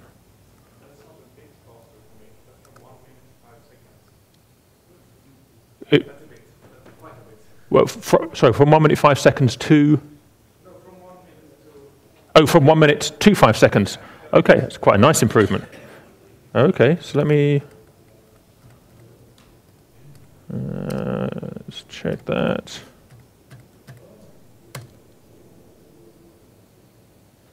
Okay.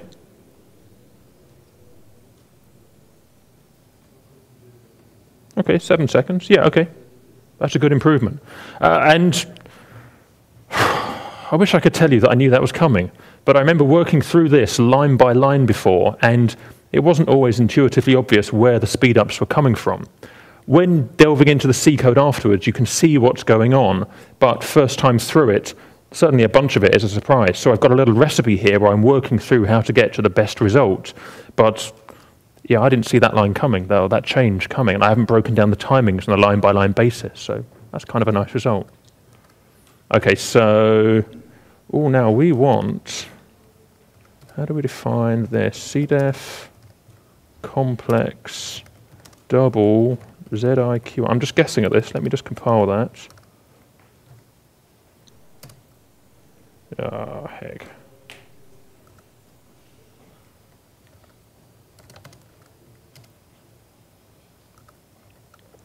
Is it double complex?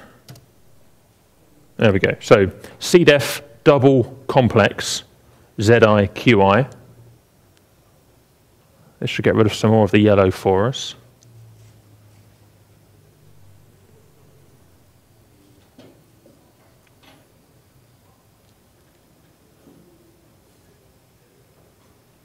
And I'm going to, so I've compiled that. Let's just run that.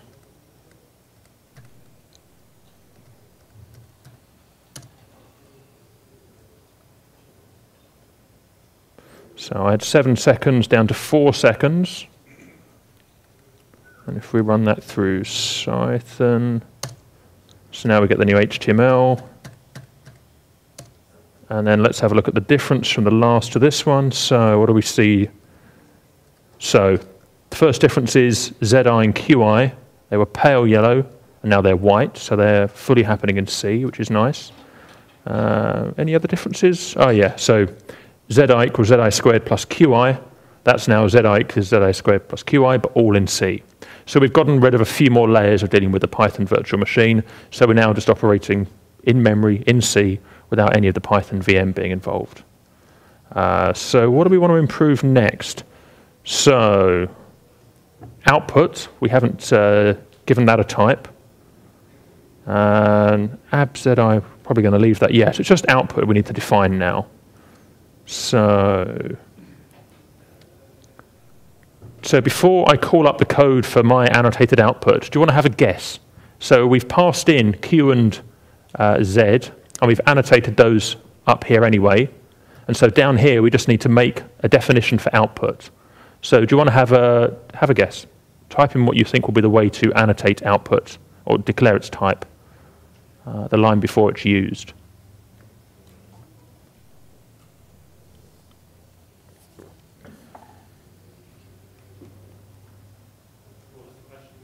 So just as we've typed in CDEFs for the unsigned int and the double, you want one for output as well. So have a quick think about it. Sorry? Well, so so output, as we have here, it's an array of integers. Up here, we've declared an array of complex numbers of double type of dimension 1. This is a dimension 1 array, different data type, or different fundamental data type, but same idea.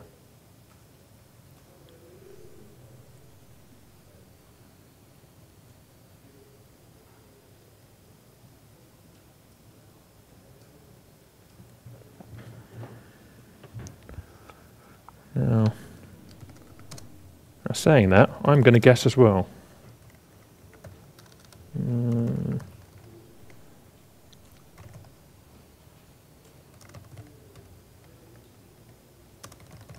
But I might be guessing wrong. I haven't written that line in a good few weeks.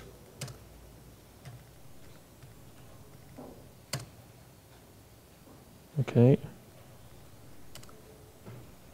So maybe that's a bad. How did I define it before?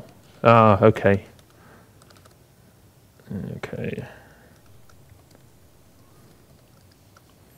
So cdef np.nd array int dimension 1 output. Oh, and then I pre-allocate it. Okay. So there's an extra optimization. So we declare an ND array of just the type integer, just the same as when we passed in the complex numbers, double complex, dimension 1, and its name is output. And then we're predefining it to be empty. So this is numpy's empty. We'll have to import that in a moment. Data type is integer, and the shape is one-dimensional, same length as Q. So all you're saying is make an array that's as long as Q, integer, full of zeros, empty. And to import empty, we need that one there. So, key what, sorry? Yeah. In fact, let's try np.empty. Let's try and compile. And then if we run that, what are we up to now? Okay, 4.2, so slightly faster still. Okay. Let's look at the annotated output. So the declaration involves a lot of Python calls, fair enough, that only happens once. The abs call, that's still expensive on ZI. Is there another way? Yeah, and there's no easy way around that at this level. And what I have to do, so what we have to do to go beyond this, if you remember back to the Cython pure Python example, the way to go significantly faster, so we're running at 4.2 seconds, and the way we got to with Cython pure Python with the complex data type was 4.1 seconds. So we're down as fast as we were with pure Python now, with numpy ND arrays. And the way to go faster was to expand the math. And so we're going to expand the math, and then we're going to go a bit further, because we can, now that we're using numpy arrays. So I'm just going to show you this bit. No need for you to type stuff in. Let me just get the right outputs. So I just want to copy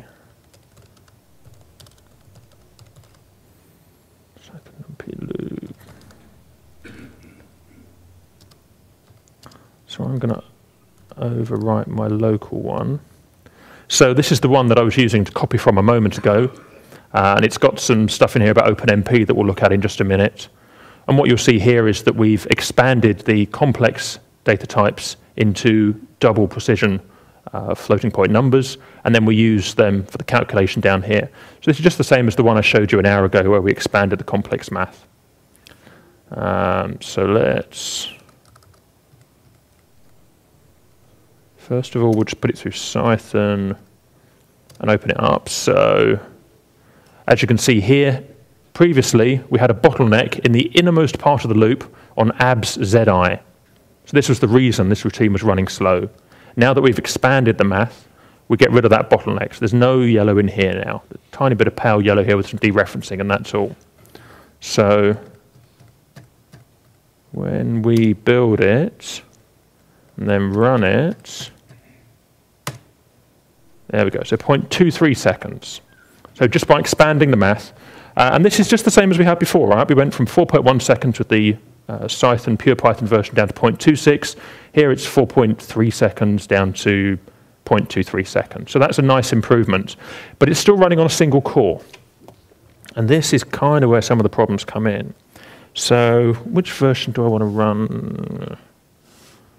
So if I run 1,000 and let's just say 20,000. So there's the 8 cores on my machine. So if we just run that and let it go for a bit, we see one core climbing up and maxing out for a little while, and then the calculation is complete. And then there's our result. So that's fine, but I've got 8 cores. I'd really like to use all 8 cores. We all know that inside Python we've got the global interpreter lock, so we know that Python is not designed to be multi-threaded or support multi-CPUs for CPU-bound problems.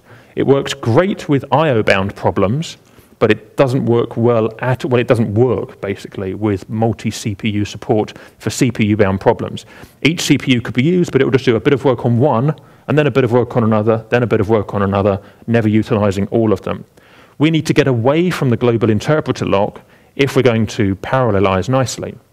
What we'll look at after this with straight Python code is the multiprocessing module, where we spawn different Python interpreters, one per core, and run the code in parallel that way.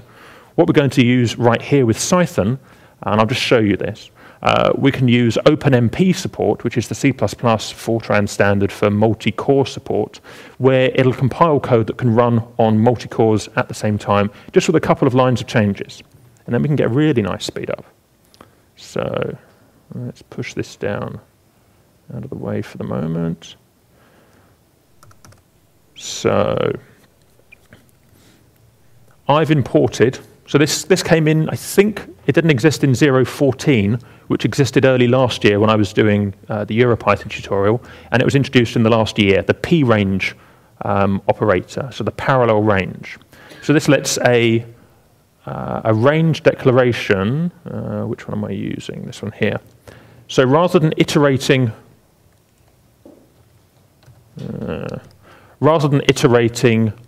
serially, so one loop at a time on one core, we can use the p-range operator to use multi-cores, and we're specifically declaring that anything calculated on one core will not affect the result calculated on a different core. So we have to have a very parallel problem. We have to know that if we calculate that Mandelbrot plot from top left to bottom right, or bottom right to top left, or randomly, in whatever order, nothing, no result, will influence the calculation of another result. If that condition holds, we can calculate it all in parallel. Potentially, we could take all 250,000 pixels that are shown there and calculate them in a oneer on a machine with enough cores. Okay? If that condition holds, we can make this run nicely in parallel. So all I've done here is import the p-range operator, and rather than declaring for I in range length q, I say for I in p-range length q, and I tell it no GIL is true. So this is the flag that says we're using numpy data types, so our data is stored in a numpy array. So it's not under Python's control, it's under numpy's control. And I'm declaring that the global interpreter lock doesn't have to get involved here. I'm saying that we can run threads in parallel on this underlying block of C code and on its memory, and everything will run in parallel, and there'll be no corruption. And so that's my declaration to make. So I'm going to save this. So if we run the Cython -a, we're not going to see any change. It doesn't care that it could run in parallel. This is purely... what have I done wrong?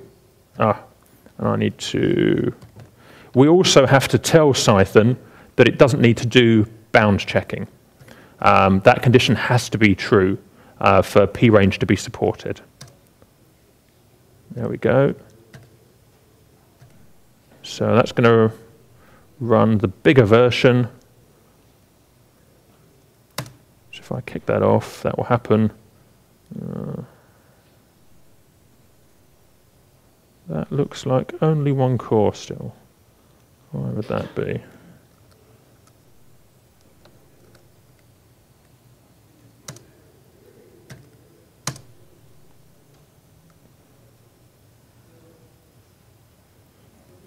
Well, you can tell me that it looks like one core, and I'd have to agree with you.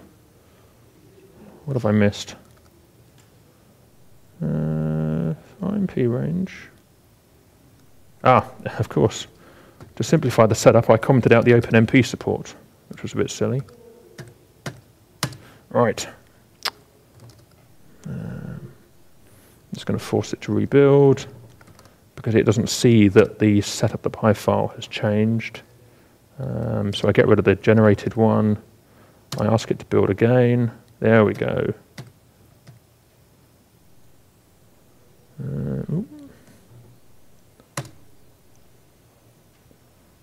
Right, and now there we go. So now we see a much smaller hump on the right-hand side with multiple cores involved, but clearly not super well optimized, right? One of the cores bumps up to 100% briefly, and a couple of them bump up to something briefly, but they don't all bump up at the same time. So this is not fully utilizing the 8 cores in my machine, just some of the cores, some of the time. And we can do better than that. So we've gone from, that was 1.5 seconds. This is the larger version of the problem. So we were 4.7 seconds down to 1.5, so that's about 3 times faster. So it's using about 3 of my 8 cores to do things in parallel, which is a great win when all we did was change the compile options a little bit and import the p-range operator and specify that there. But we want to do better. So it turns out we have the option, well, OpenMP gives us the option of specifying different schedulers. And this area becomes a little bit of a black art. I think there are 4 options. And by default, you let OpenMP specify the one that it thinks works best on your problem. And so I just played with the 4 versions, and one of them works much better. The one I've chosen here from memory, OpenMP's parallel threads are allowed to say, I'm empty, give me work. And so more work is provided. So I've got 8 cores. That means 8 threads are going to sit there and say, I'm empty, give me work.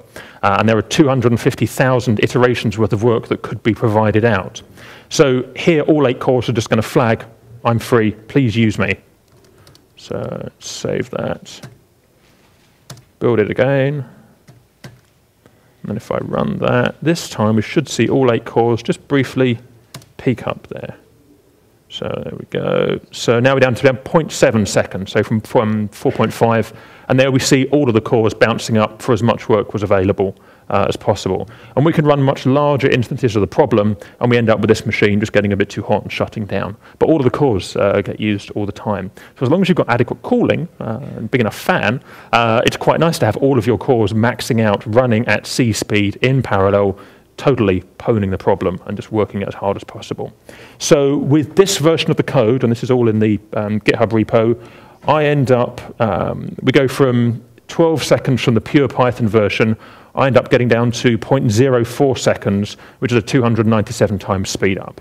And that's the best that I can get at the moment out of this 8-core machine. But I think a 300 times speed up is pretty worthwhile for an hour's effort or so learning this stuff.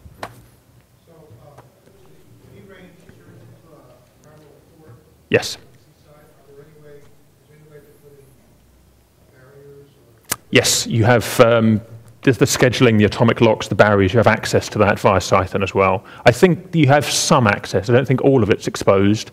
But from memory, yeah, there's a page that popped up late last year on the Cython wiki. From memory, enough of the primitives are exposed there that you can pretty much protect most of your code in the same way that you would in C. I don't know how far it goes. I didn't get into that. So the question there was, with OpenMP, you're able to specify things like barriers so that you say, I want all of this to run in parallel, but some of these results depend upon other results that are running in parallel. So you can calculate this bit after this other bit, and these variables can be shared across local cores running in parallel. These variables are private to each thread. And so you have that support in OpenMP, and it gives you very flexible support for running things in parallel. The question was, is that supported by Cython?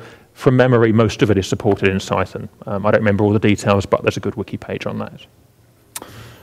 Right, now that I've given you a 300 times speed up, I've exhausted all that I can do going down the compilation route. So let's do some parallel processing in a really lightweight fashion. So now we're going to leave Cython behind, at least for now. No, we're going to leave Cython behind. So now we're going to have a little bit, okay, we've got 30 minutes. We've got time to have a little bit of fun on one machine and across several machines. So let's get rid of the old stuff.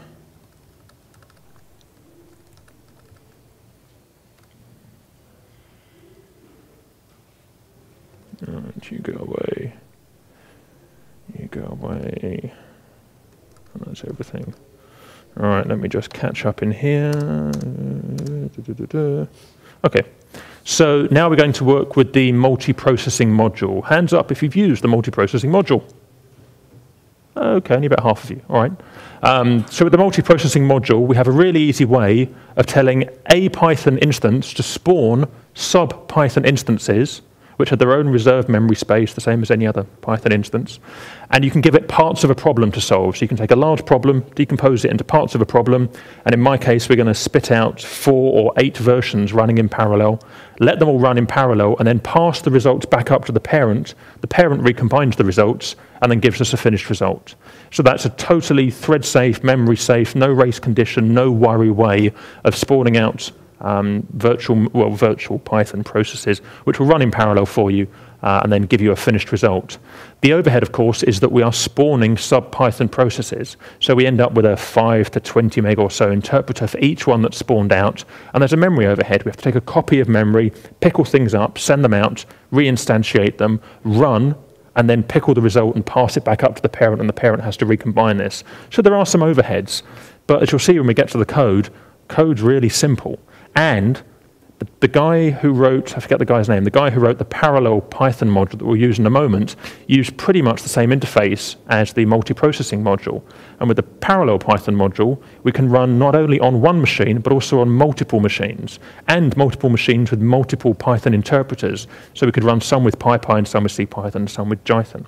So we can really mix everything up, and we have this really simple stepping stone with the multiprocessing module to get things prototyped and working first of all.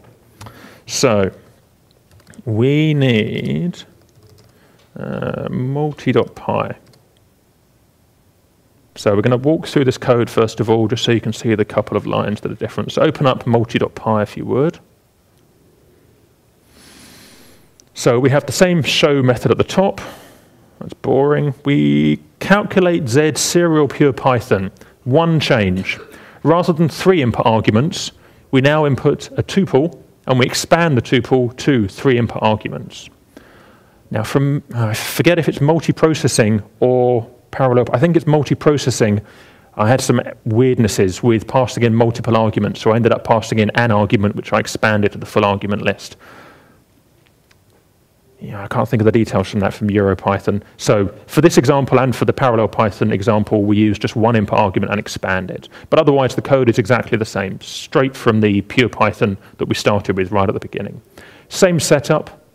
What we do differently down here, and this is the only significant difference, we declare how many chunks of work we want. We're just going to work with 1 chunk, which is all of the items, first of all, just to show it running on 1 CPU.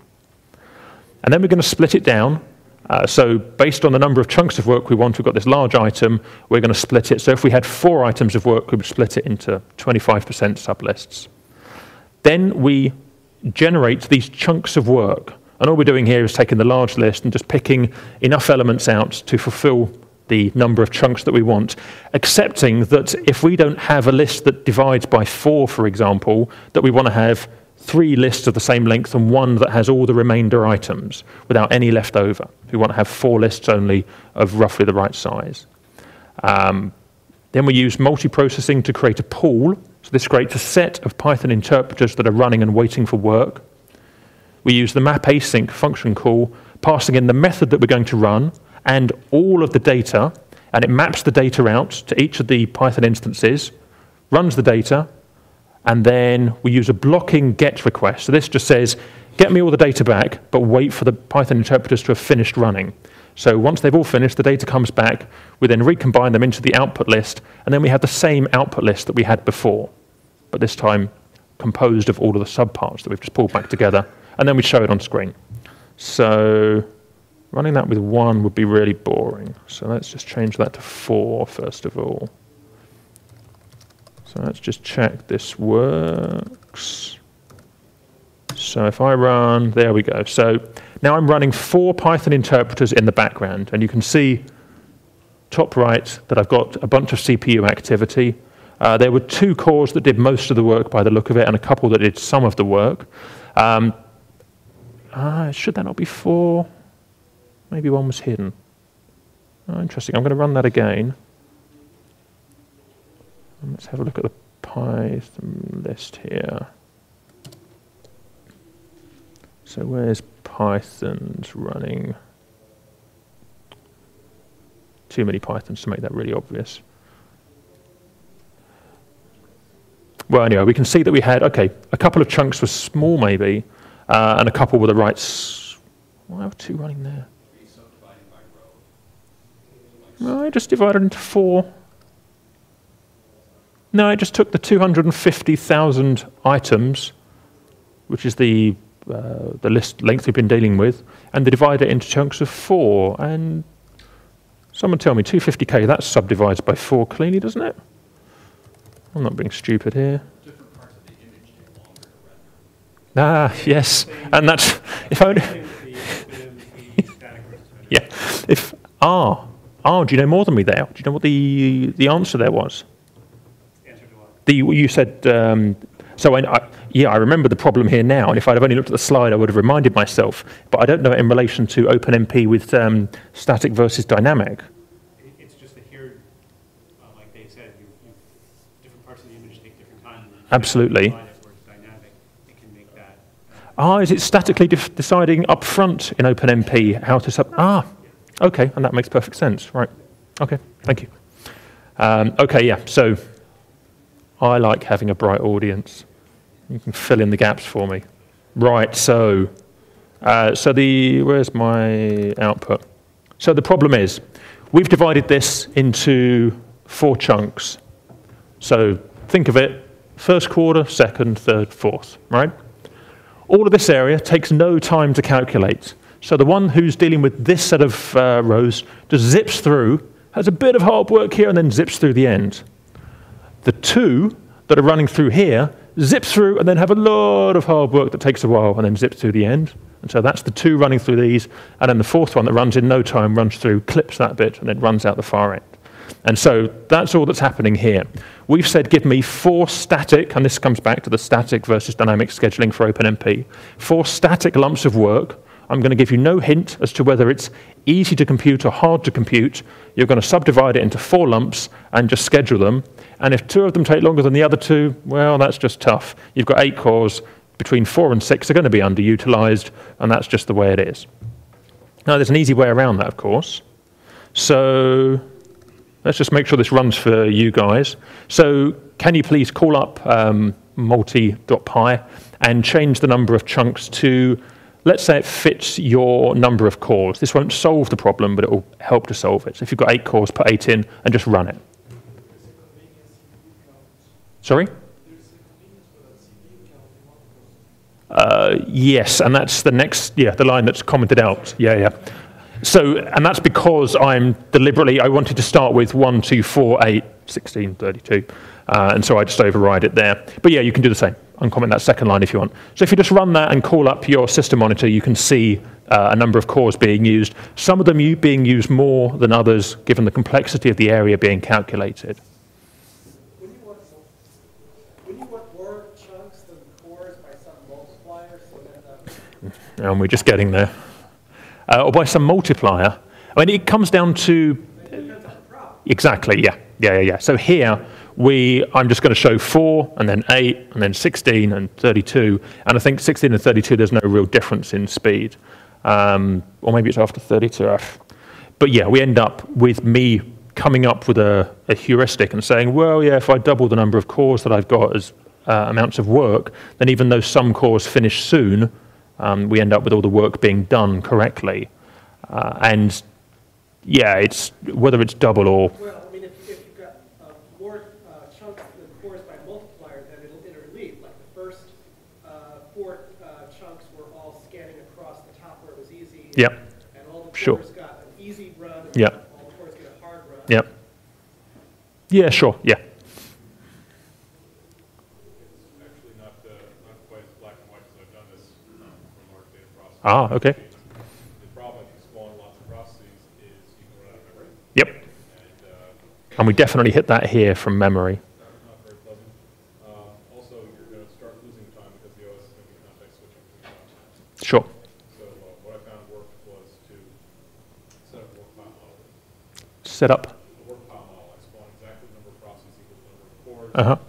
Less a deflation factor if you're on hyperthreading because those aren't real cores. Yep. And then let the cores contend for access to jobs. Yep. Okay. Yeah, and again, it comes down to problem-specific heuristics that fit your kind of data. The physics problem I mentioned at the beginning, I ended up going all the way through to getting that running on CUDA machines. And so I had a 480-core GTX 480, touch on this at the end. And that's because configuration for the problem was a couple of kilobytes. It ran for about 50 seconds, and it output a couple of 100 bytes. And it used almost no memory during the processing. It was purely CPU-bound and embarrassingly parallel. So it's a beautiful CUDA problem to solve. Whereas I've worked with numerical flood modeling, computational fluid dynamics, and there you end up memory-bound, CPU-bound, contention for transferring local information around the whole kit and caboodle, and that's just horrid and takes a while to get your head around. Does the number of chunks and the number of processes have to be the same, or can you decouple those? There are more chunks than processes. Oh, sure. So I've got 8 cores here, and as you mentioned, I've got 4 real cores and 4 what's the term? Hyperthreading or fake cores, yeah. And so with the fake cores, what you're saying is there's a lump of silicon on a real core that might be underutilized. There could be the int processing units and the float processing units. If all of the int units aren't being utilized, we can make a virtual core that looks like a whole nother core. And then when int jobs come through, we can push it through the real core. But if you end up with everything being float bound and all the float units are being utilized, the fact that you've got 8 cores being presented means you've got 4 real ones that are fully utilized and 4 that are trying to squeeze in the gaps on the spare bits of silicon. So you don't get 8 times performance, you get 4 plus a fraction performance. I get about 6 times performance on here for this problem. So I've got 8 cores, of which 4 are real. I'm going to specify 32 chunks of work in this case. Just run that. And now we'll see all of the cores being busy most of the time, but you still see some of the cores finish work early, and some of the cores finish work late. And so we could go to 64 or 128 or whatever and increase it. But then we start spawning, well, then we've got larger amounts of memory that we're passing around between processes, and we can end up with memory contention issues. So, Can you have chunks that wait for work? well, and then you're getting into a scheduling process. Here we're not worrying about that, but yeah, the next level is here's 1 million items of work, and here's 10 machines with a variable number of cores and clock speeds and utilizations during the day. Please efficiently schedule these 1 million chunks of work onto these machines and give me the result back a couple of hours later. But then you need a job scheduler, and then you can then look towards, say, MapReduce or Disco is a nice lightweight one in Python. Write your own job scheduler that fits the problem. That's what I did with the physics problem a while ago. Yeah, there's a number of options there. I'm not worrying about that in this tutorial. Okay, so we've got 15 minutes. So what I want to do now is transition from, so you've all run the multi.py demo, right? And it runs across your cores. That's a nice little win. So let's run across a bunch of machines. To remind myself how this works.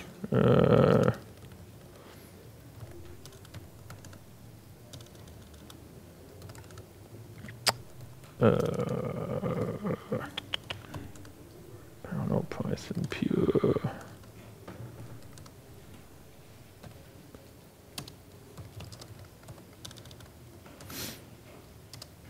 So I want you to make some changes which are going to mirror this, and then we can calculate across a bunch of machines as well.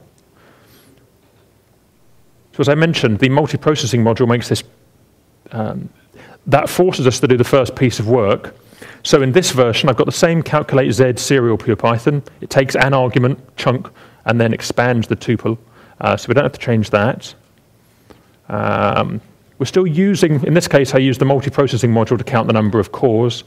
And the chunk size is the same. So what we need to do is change what's down here, and we import, so we need to import PP. So just import PP, that's the ParallelPython module. And then the chunk calculations are the same.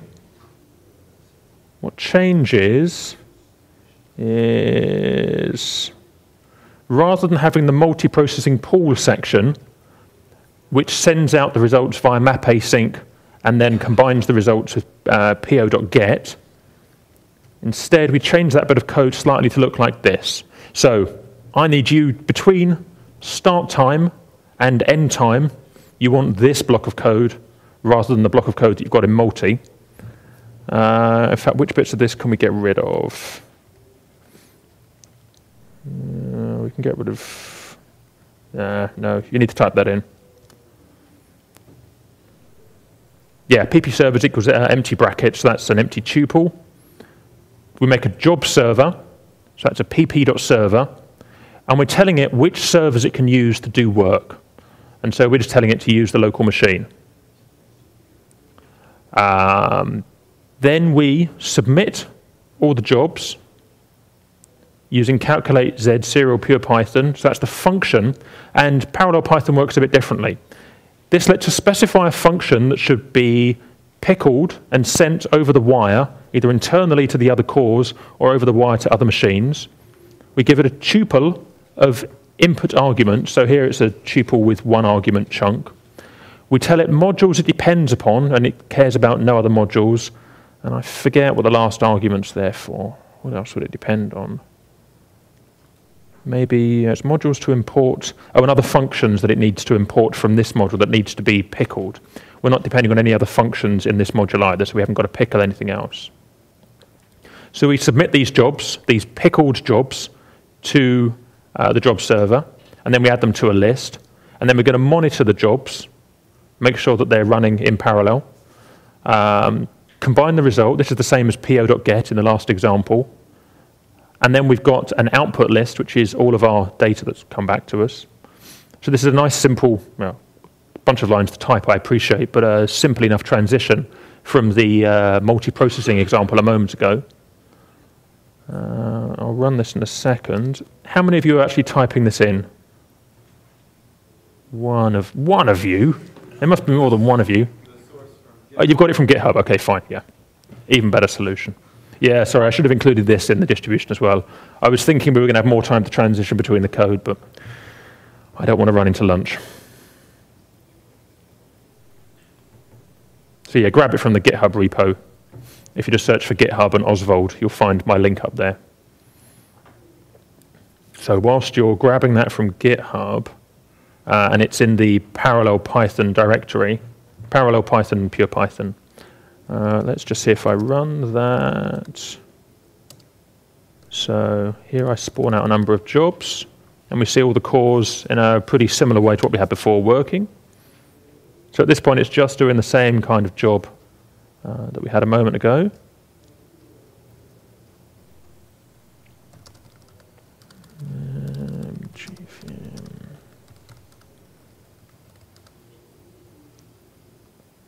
Let me call up the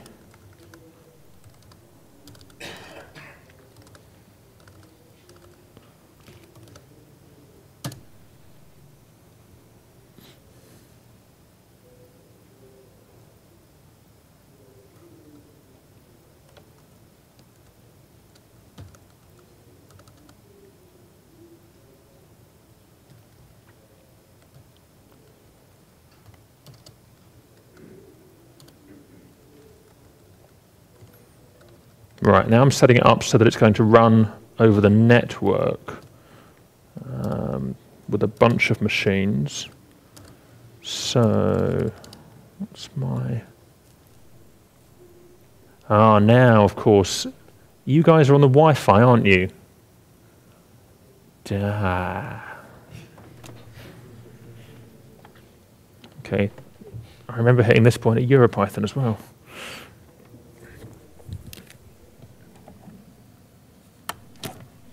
All right, let's try. So someone tell me, what's the Wi-Fi access point? Just PyCon. Oh, same IP address. Is that right? Can someone give me their IP address? Who's going to run the code? What's your... I'm actually behind that on my VM. Oh, damn. Okay, who's not behind a VM and a NAT? 10.36, 255, 84. Maybe.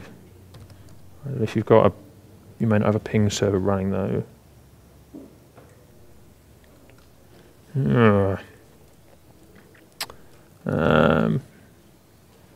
Oh, I know.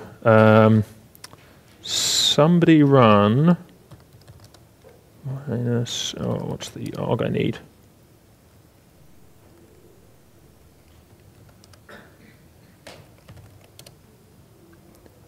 PB server minus auto discovery minus debug. Right, can some of you have got it? Run pp server.py minus a minus d. Sorry? Minus A, minus D. A is for auto-discover, so I can find you, and minus D is for debug. Just puts out log messages so you can see what's going on. All right, this is slightly experimental. And let's set that to 0. Let's try...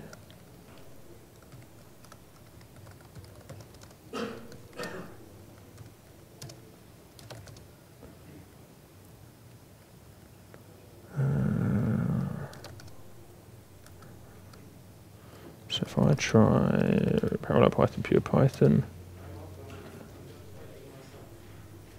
Okay. Now I think I'm just finding... Oh, that would be annoying if I can't get this to work at the end. Didn't I just say use no CPUs? Number local CPUs is 0.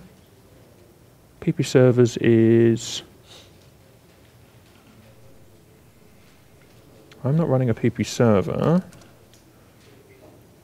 What's your IP address?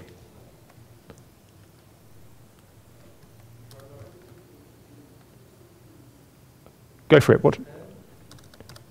10?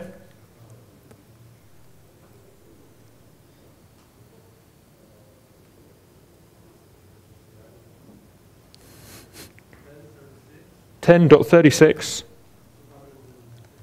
200, so 250 165. 65. Okay, let's try.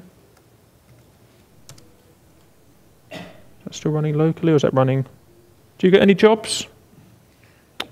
Good grief. The example code you have on Git is Yeah. servers and then in quotes star. Ah, thank you. Like that? Star comma. Yeah, star comma. But why am I still running on? I don't want to start with number of jobs. Number of local is set to 0. Why would that not set to 0?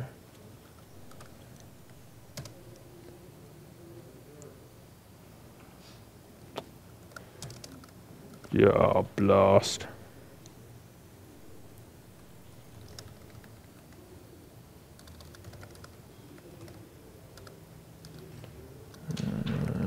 Python pure Python slash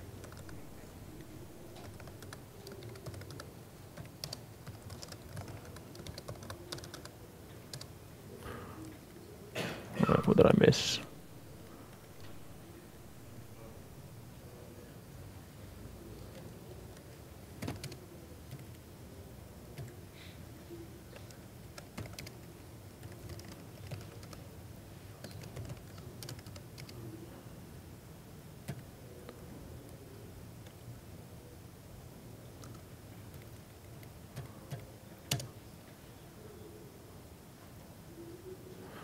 I'm really sorry. I'm missing something really obvious here. All right, I probably should dwell on that. Well, I can tell you what would have happened. So where we got to at EuroPython, when I was on the same network as everyone I was teaching, I had a MacBook, regular MacBook, 2-core, old, slow, one of the slowest machines in the room at the time, and I was running it with 6 people on the network, and we spawned out, I don't know, 60, 70 jobs across the machines, and we set a much bigger job size, and then you hear all the fans kicking up and all the machines participate in the work, and then we get a nice collaborative display coming back, and then that was the crescendo of the tutorial, and that was a nice way to end that part of it. So I promise you this does work. I used this in the physics company, and there we had 4 machines with 8 cores each, 3-point-something gig machines, and we had all of those running maxed out doing the X-ray high-risk spectroscopy simulation work, and that was running at Christmas using PP server. Now there's one hard-won tip that comes out of that. Where's my... Yeah, this tip. So how many of you might use the ParallelPython module to run jobs in parallel, either on one machine or on many machines? Okay, a bunch of... Okay, so you need to know this one. This will bite you. So in pptransport.py, there is a default socket timeout, which is set to 30 seconds.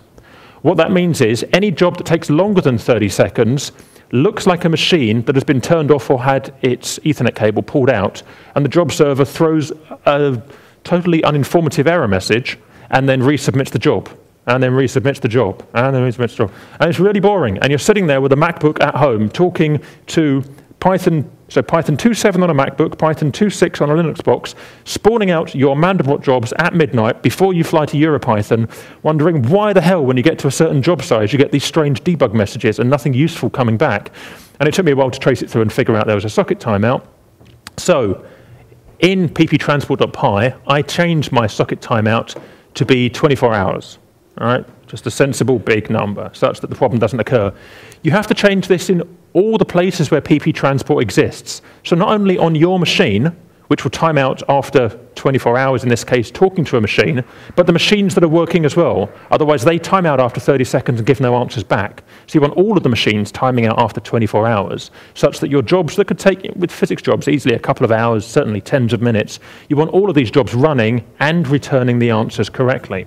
So just edit pptransport.py on all of your machines. As soon as you hit something that looks like a debug error, that, or a timeout error, sorry, that occurs over 30 seconds, search the ParallelPython forums, and you'll find I wasn't the only person searching for the same thing, saying, why is this message really uninformative?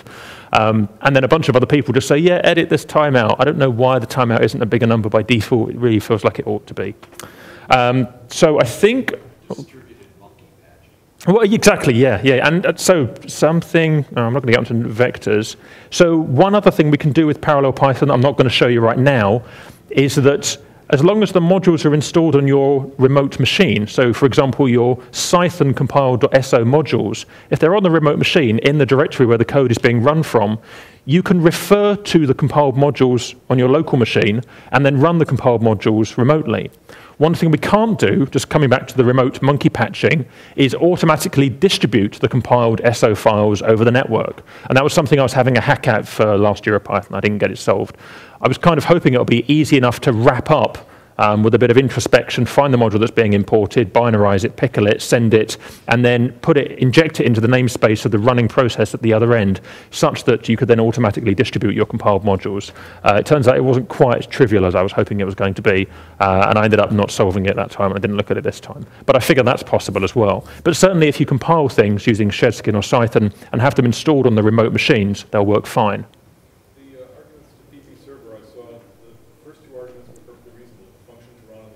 Yep. From memory, it's modules to import. So it only pickles up the function that you're sending, that you've told it about. It doesn't do any dependency checking. It needs to know if that function calls other functions and if it needs to import other modules. So it's not like multiprocessing? Which multiprocessing pickles everything by doing introspection. ParallelPython takes the whole file that you've written and just takes that text and sends that over the wire, and it assumes you're going to tell it all the bits it's got to fill in. So you have to do a bit of work manually. It's not quite as clean. It's got lower overhead when it passes the functions around, so it's faster, which is nicer, as long as you've got your head around the fact that you've got to pre-specify some of the things. I'm sure there's a middle ground. What I would love to see is something that automatically distributes the SOs and does the introspection, just takes care of all of it for you. I figure that could be kind of perfect. All right, everyone, so I'm going to call it there. One thing I didn't get onto is the use of vectors and pyCUDA. I'm totally happy to come and talk about this if you want to find me at some point. All the code's online. I'll put up a blog post on ianozsvald.com, and then the contents of the PDF, that's all online at the moment. I guess in a couple of weeks I'll get that updated with this version, and then it should be 60-odd pages by then, hopefully. And if you want to find me tomorrow, I'm sitting in Startup Row with the new data mining AI vision startup project that I'm working on out of Startup Chile. So I'm going to be in wherever the Startup Row thing is on Friday all day, and I'm very happy to talk about that or about this. Just come and find me and have a natter, or buy me a beer and we'll talk some more. All right, thank you very much, everyone.